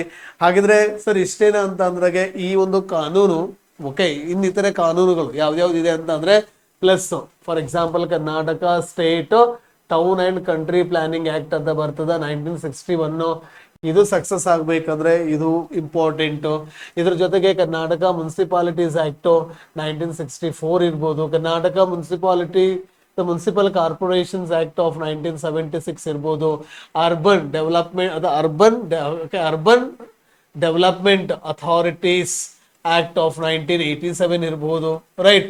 ಇವೆಲ್ಲ ಕಾಯ್ದೆಗಳು ಅಷ್ಟೇ ಅಲ್ಲದೆ ಇನ್ನೊಂದು ಹೇಳಿದೆ ನಾನು, Karnataka industries facilitation act, right, 2002 ಇರ್ಬೋದು, Karnataka special investment reason act 2022 ಇರ್ಬೋದು, ರೈಟ್.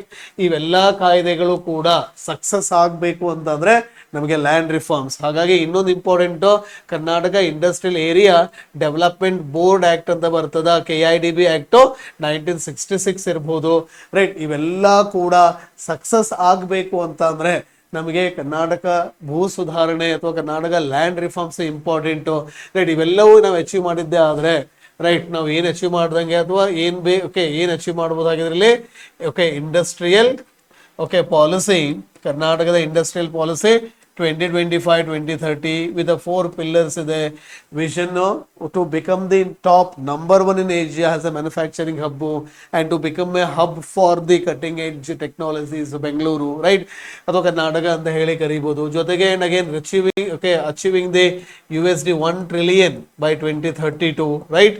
ಸೊ 2032 2032 ಏನನ್ನ ನಾವೊಂದು ಏನೋ 1 ಟ್ರಿಲಿಯನ್ ಎಕಾನಮಿ ಆಗ್ತಕ್ಕಂಥ ಕನಸು ಏನು ಕಂಡಿದ್ದೀವಿ ಅದು ಇರ್ಬೋದು, ಅಥವಾ ಬೇರೆ ಬೇರೆ ಪಾಲಿಸೀಸ್ ಏನಿದೆ. ಈಗ ಫಾರ್ ಎಕ್ಸಾಂಪಲ್ ರೆನ್ಯೂವಬಲ್ ಎನರ್ಜಿ ಪಾಲಿಸಿಯನ್ನು ನಾವು ಸಕ್ಸಸ್ ಮಾಡಬೇಕಾದ್ರೆ, EV ಪಾಲಿಸಿಯನ್ನು ಸಕ್ಸಸ್ ಮಾಡಬೇಕಾದ್ರೆ, ಟೂರಿಸಂ ಪಾಲಿಸಿಯನ್ನು ಸಕ್ಸಸ್ ಮಾಡಬೇಕಾದ್ರೆ, ಅಥವಾ ನಮ್ಮ ಟೆಕ್ಸ್ಟೈಲ್ ಪಾಲಿಸಿಯನ್ನು ನಾವು ಸಕ್ಸಸ್ ಮಾಡಬೇಕಾದ್ರೆ, ಹೀಗೆ ದ ನ್ಯೂಮರಸ್ ಪಾಲಿಸಿಗಳನ್ನು ನಾವೇನಾದ್ರೂ ಸಕ್ಸಸ್ ಮಾಡಬೇಕಾದ್ರೆ ನಮಗೆ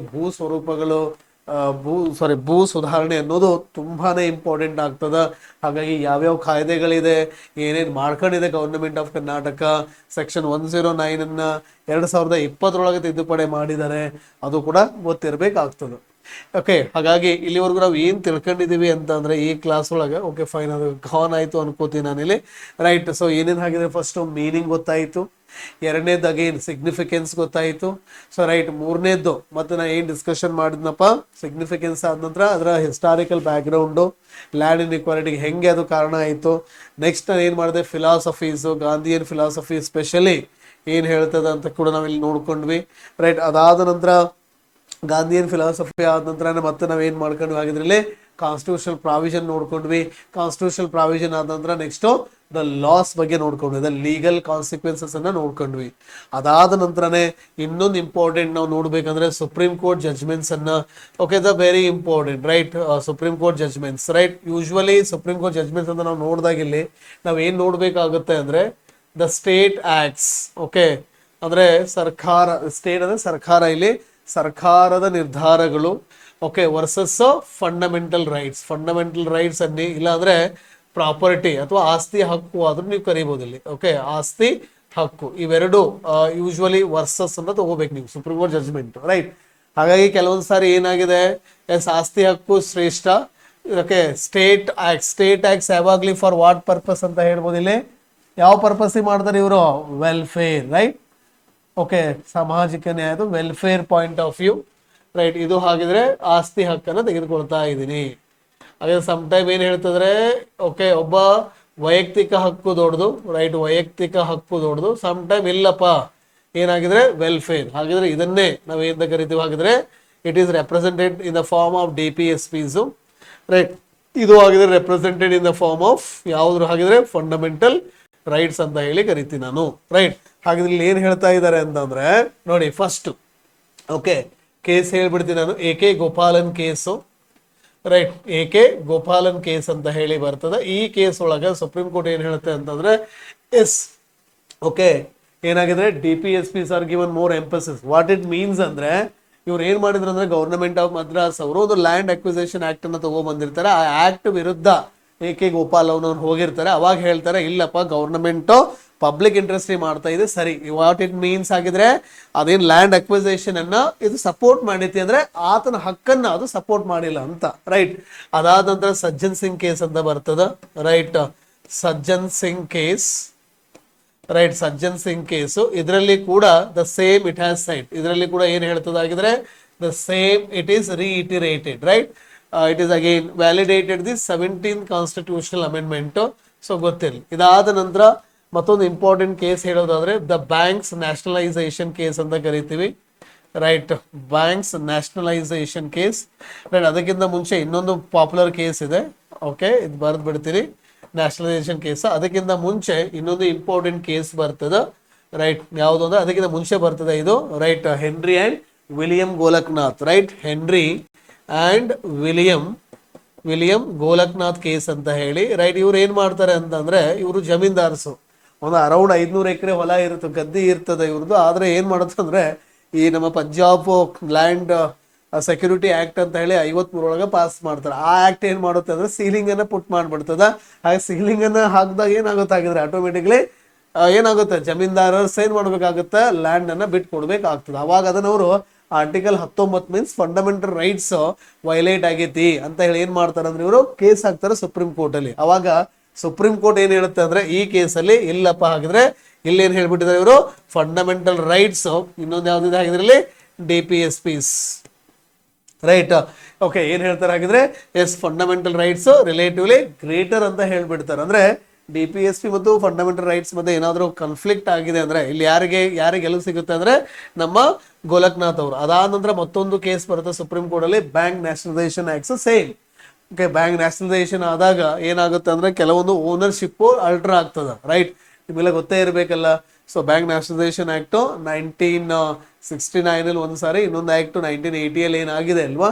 ಸೊ ಆ ಆಕ್ಟ್ ಅನ್ನ ಓಕೆ ಏನ್ ಮಾಡ್ಬಿಟ್ಟು RC ಕೂಪರ್ ಅಂತ ಹೇಳಿ ಚಾಲೆಂಜ್ ಮಾಡಿ ಸುಪ್ರೀಂ ಕೋರ್ಟ್ ಅಲ್ಲಿ ಕೇಸ್ ಹಾಕ್ತಾರೆ. ಆದ್ರೆ ಇಲ್ಲಿ ರಿಲೇಟಿವ್ಲಿ ಗವರ್ನಮೆಂಟ್ ವಿನ್ ಆಗ್ತದ. ಅಂದ್ರೆ DPSPs ರಿಲೇಟಿವ್ಲಿ ವಿನ್ ಆಗ್ತದ against the fundamental rights. But doctrine of eclipse is invoked. ಮತ್ತೆ ಡಾಕ್ಟ್ರಿನ್ ಆಫ್ ಎಕ್ಲಿಪ್ಸ್ ಅನ್ನ ಏನ್ ಮಾಡ್ತಾರೆ, ಇಲ್ಲಿ ಇನ್ವೋಕ್ ಮಾಡ್ತಾರೆ. ಇದಾದ ನಂತರ ಮತ್ತೆ ದ ಮೋಸ್ಟ್ ಪಾಪ್ಯುಲರ್ ನಮ್ಗೆ ಗೊತ್ತಿರ್ತಕ್ಕಂಥ ಶ್ರೀ ಕೇಶವಾನಂದ ಭಾರತಿ ಕೇಸ್ ಬರ್ತದ.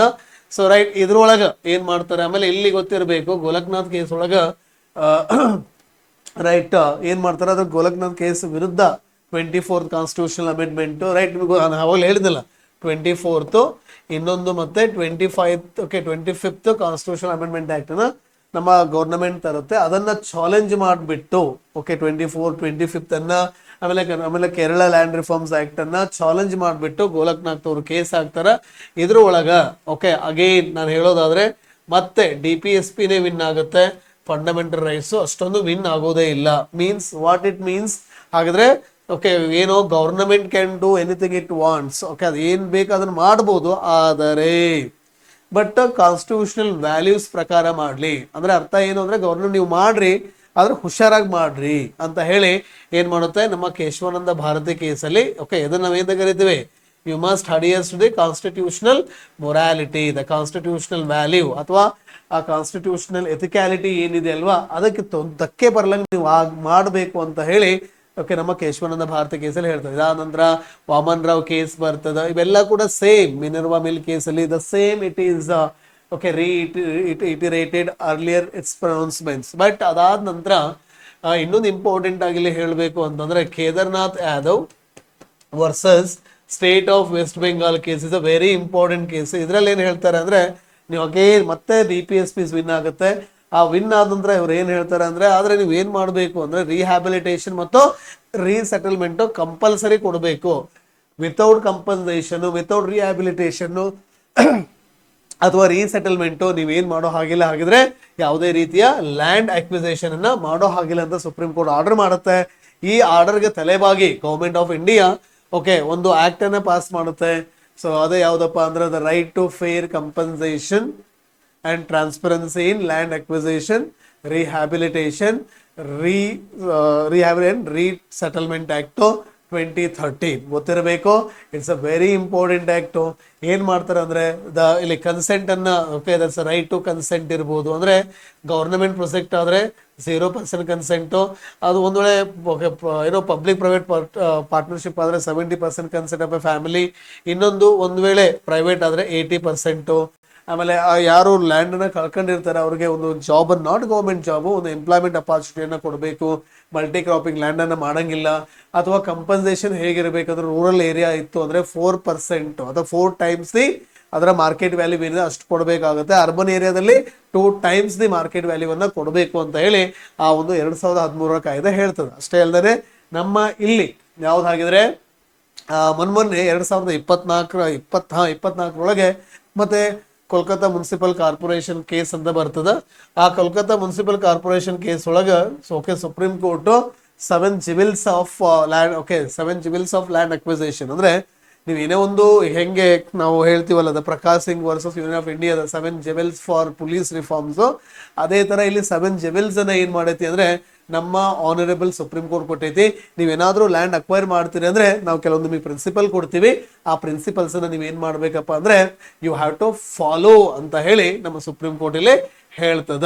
ರೈಟ್, ಇವೆಲ್ಲವೂ ಕೂಡ ನಮ್ಮ ಲ್ಯಾಂಡ್ ರಿಫಾರ್ಮ್ಸ್ ಬಗ್ಗೆ. ಹಾಗಾಗಿ I hope you have understood the okay land reforms ಅಥವಾ ಯಾವುದೋ ಒಂದು ಲ್ಯಾಂಡ್ ರಿಫಾರ್ಮ್ಸ್ ಹೆಂಗ್ ಓದಬೇಕು, ಯಾವ ತರ ಏನು ಅನ್ನೋದನ್ನ ಐಡಿಯಾ ಬಂದಿದೆ ಅಂತ ಅನ್ಕೋತೀನಿ.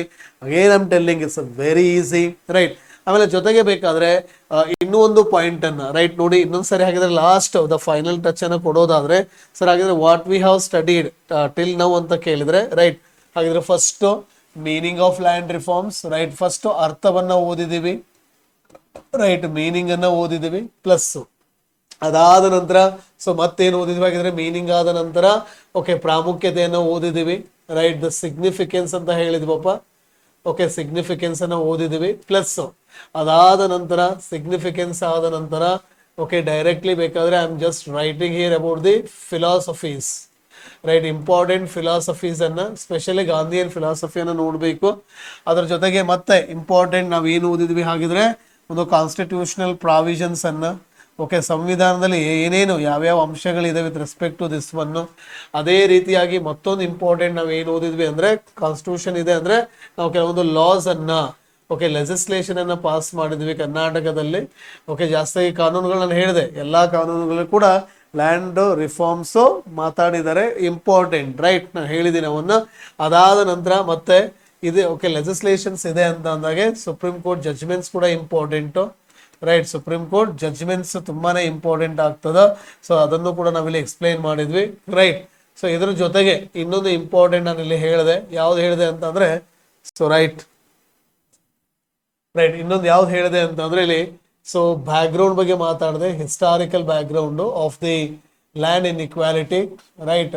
ಹಿಸ್ಟಾರಿಕಲ್ ಬ್ಯಾಕ್ ಗ್ರೌಂಡ್ ಬಗ್ಗೆ ಮಾತಾಡಿದೆ. ಬೇಕಾದ್ರೆ ಇನ್ನೊಂದು ನೀವು ಇಲ್ಲಿ ಹಾಗೆ ನೀವು ಇನ್ನೂ ಚೆನ್ನಾಗಿ ಓದಬೇಕು ಅಂದ್ರೆ ಕೆಲವೊಂದು okay what do you say that I can say that which are the reinforced ಅಥವಾ the supporting pillars ಅಂತ ಕಾರ್ನರ್ ಸ್ಟೋನ್ಸ್ ಅಂತ ಹೇಳಿ ಕರೀತೇನೆ ನಾನು ಇಲ್ಲಿ ರೈಟ್. ದ ಕಾರ್ನರ್ ಸ್ಟೋನ್ಸ್ ಅಂತಂದ್ರೆ ಫಾರ್ ಎಕ್ಸಾಂಪಲ್ ಇಲ್ಲಿ ಬರೆದು ಬಿಡ್ತೀನಿ ನೋಡಿ, roll of personalities right. Roll of personalities ಅಂತ ಬರೀಬಹುದು. ಹಾಗಿದ್ರೆ ಕೆಲವೊಂದು ವ್ಯಕ್ತಿಗಳು ಪರ್ಸನಲ್ ಆಗಿ ಏನ್ ಮಾಡಿದ್ದಾರೆ ಅಂದ್ರೆ ಈ ಲ್ಯಾಂಡ್ ರಿಫಾರ್ಮ್ಸ್ಗೆ ಸಹಾಯಕಾರಿ ಆಗಿದ್ದಾರೆ. ಲೈಕ್ ನಾನು ಹೇಳಿದೆ ಶ್ರೀ ಎಂ ಕೆ ಗಾಂಧೀಜಿ ಅವರು ಇರ್ಬೋದು, ರಾಮ್ ಮನೋಹರ್ ಲೋಹಿಯಾ ಇರ್ಬೋದು, ಜಯಪ್ರಕಾಶ್ ನಾರಾಯಣ್ ಇರ್ಬೋದು, ಆಚಾರ್ಯ ವಿನೋಬಾ ಭಾವೆ ಇರ್ಬೋದು, ಜವಾಹರ್ಲಾಲ್ ನೆಹರೂಜಿ ಇರ್ಬೋದು, ಕರ್ನಾಟಕ ಅಂತ ಬಂದ್ರೆ ಬಿ ಡಿ ಜತ್ತಿ ಅವ್ರು ಇರ್ಬೋದು, ನಿಜಲಿಂಗಪ್ಪ ಅವ್ರು ಇರ್ಬೋದು, ಅಥವಾ ನಮ್ಮ ಶ್ರೀ ದೇವರಾಜ್ ಅರಸ್ ಇರ್ಬೋದು, ಸಿದ್ದರಾಮಯ್ಯ ಅವ್ರು ಇರ್ಬೋದು, ಅಂಡ್ ಯಡಿಯೂರಪ್ಪಾಜಿ ಇರ್ಬೋದು. ಸೊ ಇವರೆಲ್ಲ ಕೂಡ they played a very important role ಅಂತ. ಅಷ್ಟೇ ಅಲ್ಲದೆ you can go with after this ಮತ್ತೇನು ಹೋಗ್ಬೋದು, ರೋಲ್ ಆಫ್ ಪರ್ಸನಾಲಿಟಿ ಆದ ನಂತರ ರೋಲ್ ಆಫ್ ಆರ್ಗನೈಸೇಷನ್ಸ್ ರೈಟ್. ಕೆಲವೊಂದು ಆರ್ಗನೈಸೇಷನ್ಸ್ ಅನ್ನ ನೀವು ಹೇಳ್ಬೋದು ಇಲ್ಲಿ. ಕೆಲವೊಂದ್ಸರಿ ಏನಾಗುತ್ತೆ ಅಂದ್ರೆ ದ ಕಾಸ್ಟ್ ಬೇಸ್ಡ್, ಈಗ ಬೇರೆ ಬೇರೆ ಕಾಸ್ಟ್ ಬೇಸ್ಡ್ ಇನ್ಸ್ಟಿಟ್ಯೂಷನ್ಸ್ ಏನಿದೆ ಅವು ಕೂಡ ಸಮ್ವಾಟ್ ಡೈರೆಕ್ಟ್ಲಿ ಆರ್ ಇಂಡೈರೆಕ್ಟ್ಲಿ ಇದು ಕಾರಣ ಆಗೈತಿ. ಆಮೇಲೆ ಕರ್ನಾಟಕ ರಾಜ್ಯ ರೈತ ಸಂಘ ಏನ್ 64 ಅಲ್ಲಿ ಏನ್ ಫಾರ್ಮ್ ಆಯ್ತಲ್ಲ ಅದು ಕೂಡ ಸಮ್ವಾಟ್. ಆಮೇಲೆ ದಲಿತ ಸಂಘರ್ಷ ಸಮಿತಿ ಏನಾಯ್ತು ಅದು ಕೂಡ somewhat influence the land reforms, ಅದು ಕೂಡ ಇನ್ಫ್ಲೂಯೆನ್ಸ್ ಮಾಡಿದೆ ರೈಟ್. ಅಷ್ಟೇ ಅಲ್ಲದೆ again roll of press okay. ಮತ್ತೇನ್ ಹೇಳ್ಬೋದಾಗಿದ್ರೆ ರೋಲ್ ಆಫ್ ಪ್ರೆಸ್ ಅಂತ ಹೇಳಿ ಕರಿತೀರಿ. ರೋಲ್ ಆಫ್ ಪ್ರೆಸ್ ಅಂತ ಬಂದಾಗ for example Kannadiga news paper ಅನ್ನು ನೀವು ತಗೋಬಹುದು, ಅಥವಾ ಕರ್ನಾಟಕ ವೃತ್ತ ತಗೊಳ್ಳಿ, ಕನ್ನಡ ವೃತ್ತ ತಗೊಳ್ಳಿ ರೈಟ್. ಅಥವಾ ಓಕೆ ಆಮೇಲೆ ಇನ್ನೊಂದು ಇಂಪಾರ್ಟೆಂಟ್ ಕರ್ಮವೀರ ಇರ್ಬೋದು ರೈಟ್. ಹೀಗೆ ಬೇರೆ ಬೇರೆ ನ್ಯೂಸ್ ಪೇಪರ್ಗಳು ಕೂಡ ಏನ್ ಮಾಡಿದಾವೆ ಅಂತಂದ್ರೆ ಇದಕ್ಕೆ ಸಪೋರ್ಟ್ ಅನ್ನ ಮಾಡಿದಾವೆ. ಕೆಲವೊಂದು events okay role of events ಅಂತ ಬರೀತೀನಿ ರೈಟ್. ಈ ರೋಲ್ ಆಫ್ ಇವೆಂಟ್ಸ್ ಅಲ್ಲಿ ನೀವು ಡೈರೆಕ್ಟ್ ಆಗಿ ಏನ್ ಆಡ್ ಮಾಡ್ಬೋದು ಅಂತಂದ್ರೆ ನನ್ನ ಪ್ರಕಾರ you can add the okay national movement ಅನ್ನ ಆಡ್ ಮಾಡೋದು. For example I can say that self respect movement ಕೂಡ somewhat indirectly supported land reforms. ಆಮೇಲೆ the philosophy of Jawaharlal Nehru and Subhash Chandra Bose, ಆಮೇಲೆ Karachi session of the Indian National Congress right. ಆಮೇಲೆ ಮೈಸೂರು ಪ್ರದೇಶ Congress committee, ಆಮೇಲೆ ಕರ್ನಾಟಕ ಪ್ರದೇಶ KPCC right. ಇವರೆಲ್ಲ ಕೂಡ so ಅವ್ರದೇ ಆಗಿರ್ತಕ್ಕಂತಹ ರೋಲ್ ಅನ್ನ ಪ್ಲೇ ಮಾಡಿದರೆ. ಇನ್ನೊಂದು ಇಂಪಾರ್ಟೆಂಟ್ ಆಗಿ ಹೇಳಬೇಕು ಅಂತಂದಾಗೆ ಇವೆಂಟ್ಸ್ ಅಲ್ಲಿ ನಮ್ಮ ಕಾಗೋಡು ಸತ್ಯಾಗ್ರಹ, ನರಗುಂದದ ಸತ್ಯಾಗ್ರಹ ಇರ್ಬೋದು, ಕೋಲಾರ ಸತ್ಯಾಗ್ರಹ ಇರ್ಬೋದು ರೈಟ್. ಇವೆಲ್ಲವೂ ಕೂಡ the events are also reignited. ಆಮೇಲೆ ಇನ್ನೊಂದು I can say that Nagar revolt, Boodi Basappa ಅಂತ ಏನ್ ಕರಿತೀವಲ್ಲ ಮೇ ಬಿ ಅದನ್ನೇ ನಾವು I can say the epicentre ಅಲ್ಲಿಂದನೇ ಇದು ಶುರುವಾಗಿತ್ತು. ಅದಕ್ಕಿಂತ ಮುಂಚೆ ಇತ್ತು ಬಟ್ ಇಟ್ ವಾಸ್ ಮಾಡರ್ನ್ ಮೈಸೂರಲ್ಲಿ usually the okay land reform ಆಗ್ಲಿಕ್ಕೆ ಕಾರಣ ಇದೆ ಅಂತ ಹೇಳ್ಬೋದು ನಾವಿಲ್ಲಿ ರೈಟ್. ಸೊ ರೈಟ್ ಇವೆಲ್ಲವೂ ಕೂಡ ವಾಟ್ ನೀವಿಲ್ಲಿ ಆಡ್ ಮಾಡಬಹುದು ಅಂತ you can say the role of personalities ಅನ್ನ, role of organisation, role of press, role of okay. ಆಮೇಲೆ ಇನ್ನೊಂದಿಲ್ಲಿ ಸರ್ ಪರ್ಸನಾಲಿಟಿ ಒಳಗೆ ಮತ್ತೆ ನೀವು ಆ್ಯಡ್ ಮಾಡ್ಕೋಬಹುದು. ಯಾರು ನಿಮ್ಮ ಯಾರು ಚಿಕ್ಕದೇವರಾಜ ಒಡೆಯರ್ 4 ಏನಿದಾರಲ್ಲ ಓಕೆ ಸೊ ಸಾರಿ ಸೊ ಅವರು, ಆಮೇಲೆ ಜಯಚಾಮರಾಜೇಂದ್ರ ಒಡೆಯರ್ ಏನಿದ್ದಾರೆ, ಸೊ ಇವರೆಲ್ಲರೂ ಕೂಡ ಆಮೇಲೆ ಮುಮ್ಮಡಿ ಕೃಷ್ಣರಾಜ ಒಡೆಯರ್ ಇದಾರಲ್ಲ, ಸೊ ಇವರೆಲ್ಲರನ್ನೂ ಕೂಡ you can take as an example. ಅದು role of personalities, role of organisations, role of press, role of events, right. ಆಮೇಲೆ ಇನ್ನೊಂದು ಪರ್ಸನಾಲಿಟಿಯಲ್ಲಿ ನೀವು ಶಿವಪ್ಪ ನಾಯಕನ ಬಗ್ಗೆ ಕೂಡ ಬರೀಬಹುದು. ಯಾಕೆಂದ್ರೆ ಕರ್ನಾಟಕ ಕಂಡಂತಹ ಭೂ ಸುಧಾರಣೆಗಳ ಜನಕ ಅಂತ ನಾನು ಕರೀಬಹುದು. ಯಾಕೆಂದ್ರೆ ಲ್ಯಾಂಡ್ ಓಕೆ ಫರ್ಟಿಲಿಟಿ ಆಧಾರದ ಮೇಲೆ ಉತ್ತಮ, ಮಧ್ಯಮ, ಕನಿಷ್ಠ, ಅಧಮ, ಫ್ಲೋ ಬೇಸ್ಡ್, ರಾಯರೇಖಾ ಸಿಸ್ಟಮು, ಆಮೇಲೆ ಹಾರ್ಟಿಕಲ್ಚರ್ಗೆ ಸಪರೇಟ್ ಆಗಿ ಓನ್ ಬೇಸ್ಡ್ ಅಸೆಸ್ಮೆಂಟ್ ಇತ್ತು. ಹೀಗೆ ಹಲವಾರು ರೀತಿಯ what I say that reform ಅನ್ನು ತಂದಿದ್ದಾರೆ. ಆಮೇಲೆ ಅಕ್ಬರ್ ಅವರು ವಾಟ್ ಇಸ್ ಏನು ದಶಲ ಅಥವಾ 10 ವರ್ಷದ ಅಸೆಸ್ಮೆಂಟ್ ಅನ್ನು ಕೂಡ ಏನೋ ಜಾರಿಗೆ ತಂದಿದ್ದಾರೆ. ಸೊ ಇವೆಲ್ಲ ಕೂಡ ನಾವು ಲ್ಯಾಂಡ್ ರಿಫಾರ್ಮ್ಸ್ ಅಲ್ಲಿ ರೋಲ್ ಆಫ್ ಪರ್ಸನಾಲಿಟೀಸ್ ಅನ್ನ ನೀವು ಆ್ಯಡ್ ಮಾಡ್ಕೋಬಹುದು. ಮತ್ತೆ ಸರ್ ಇಷ್ಟೇನಾ ಅಂದ್ರೆ ಕೆಲವೊಂದು ರೋಲ್ ಆಫ್ ಇವೆಂಟ್ಸ್ ಅಲ್ಲಿ ಮತ್ತೆ ನೀವು ಇಲ್ಲಿ ಬ್ಯಾಕ್ವರ್ಡ್ ಕ್ಲಾಸ್ ಮೂಮೆಂಟ್, CR ರೆಡ್ಡಿಯಿಂದ ಹಿಡ್ಕೊಂಡು ಬಸವಯ್ಯ ಅವರಿಂದ ಹಿಡ್ಕೊಂಡು, right, somewhat the backward class movement ಕೂಡ, ಕಾಸ್ಟ್ ಬೇಸ್ಡ್ ಮೂಮೆಂಟ್ಸ್ ಕೂಡ ಇಲ್ಲಿ somewhat reignited the that's again I can tell you the need of the need of land reform. ಇನ್ನೊಂದು ಪರ್ಸನಾಲಿಟಿ ಒಳಗೆ ಮತ್ತೊಂದು ಆ್ಯಡ್ ಮಾಡ್ಕೋಬಹುದು ನೀವು. ಇಲ್ಲಿ ಯಾರು ಶ್ರೀ ಬಿ ಡಿ ಜತ್ತಿ ಏನಿದಾರಲ್ಲ, ಸೊ ಅವರನ್ನು ಕೂಡ ನೀವು ಇಲ್ಲಿ ಏನು ಮಾಡ್ಬೋದು, ಹಾಗಿದ್ರೆ ಆ್ಯಡ್ ಮಾಡ್ಕೋಬಹುದು ಅಂತ. ಐ ಹೋಪ್ ಇವೆಲ್ಲವೂ ಕೂಡ ನೀವಿಲ್ಲಿ ಆ್ಯಡ್ ಮಾಡಬೇಕಾಗ್ತದ. So right, I hope you have understood the class of the land reforms. Thank you. And again I am telling you, do things uniquely. ಯಾಕೆ ಅಂತಂದಾಗ ಎಲ್ಲರೂ ಮಲಗಿದಾಗ ಬುದ್ಧ ಎದ್ದು ಹೋದ್ರು, ಆದರೆ ಎದ್ದು ಹೋದ್ರು ಮೀನ್ಸ್ ಇಲ್ಲಿ he has done unique thing. ಹಾಗಾಗಿ think uniquely, read uniquely, do and make strategies uniquely. Definitely ಎಲ್ಲಿ ಯುನಿಕ್ನೆಸ್ ಇರುತ್ತೆ and it will be identified easily. So ಬೇಗನೆ ಅದನ್ನು ಏನು ಮಾಡ್ತಾರೆ ಅಂದರೆ ಐಡೆಂಟಿಫೈ ಮಾಡ್ತಾರೆ. ಹಾಗಾಗಿ happy learning and work hard. ಖಂಡಿತ who works hard will succeed at last. Trust yourself, believe in process, not in the result. Thank you and wish you all the best and happy learning.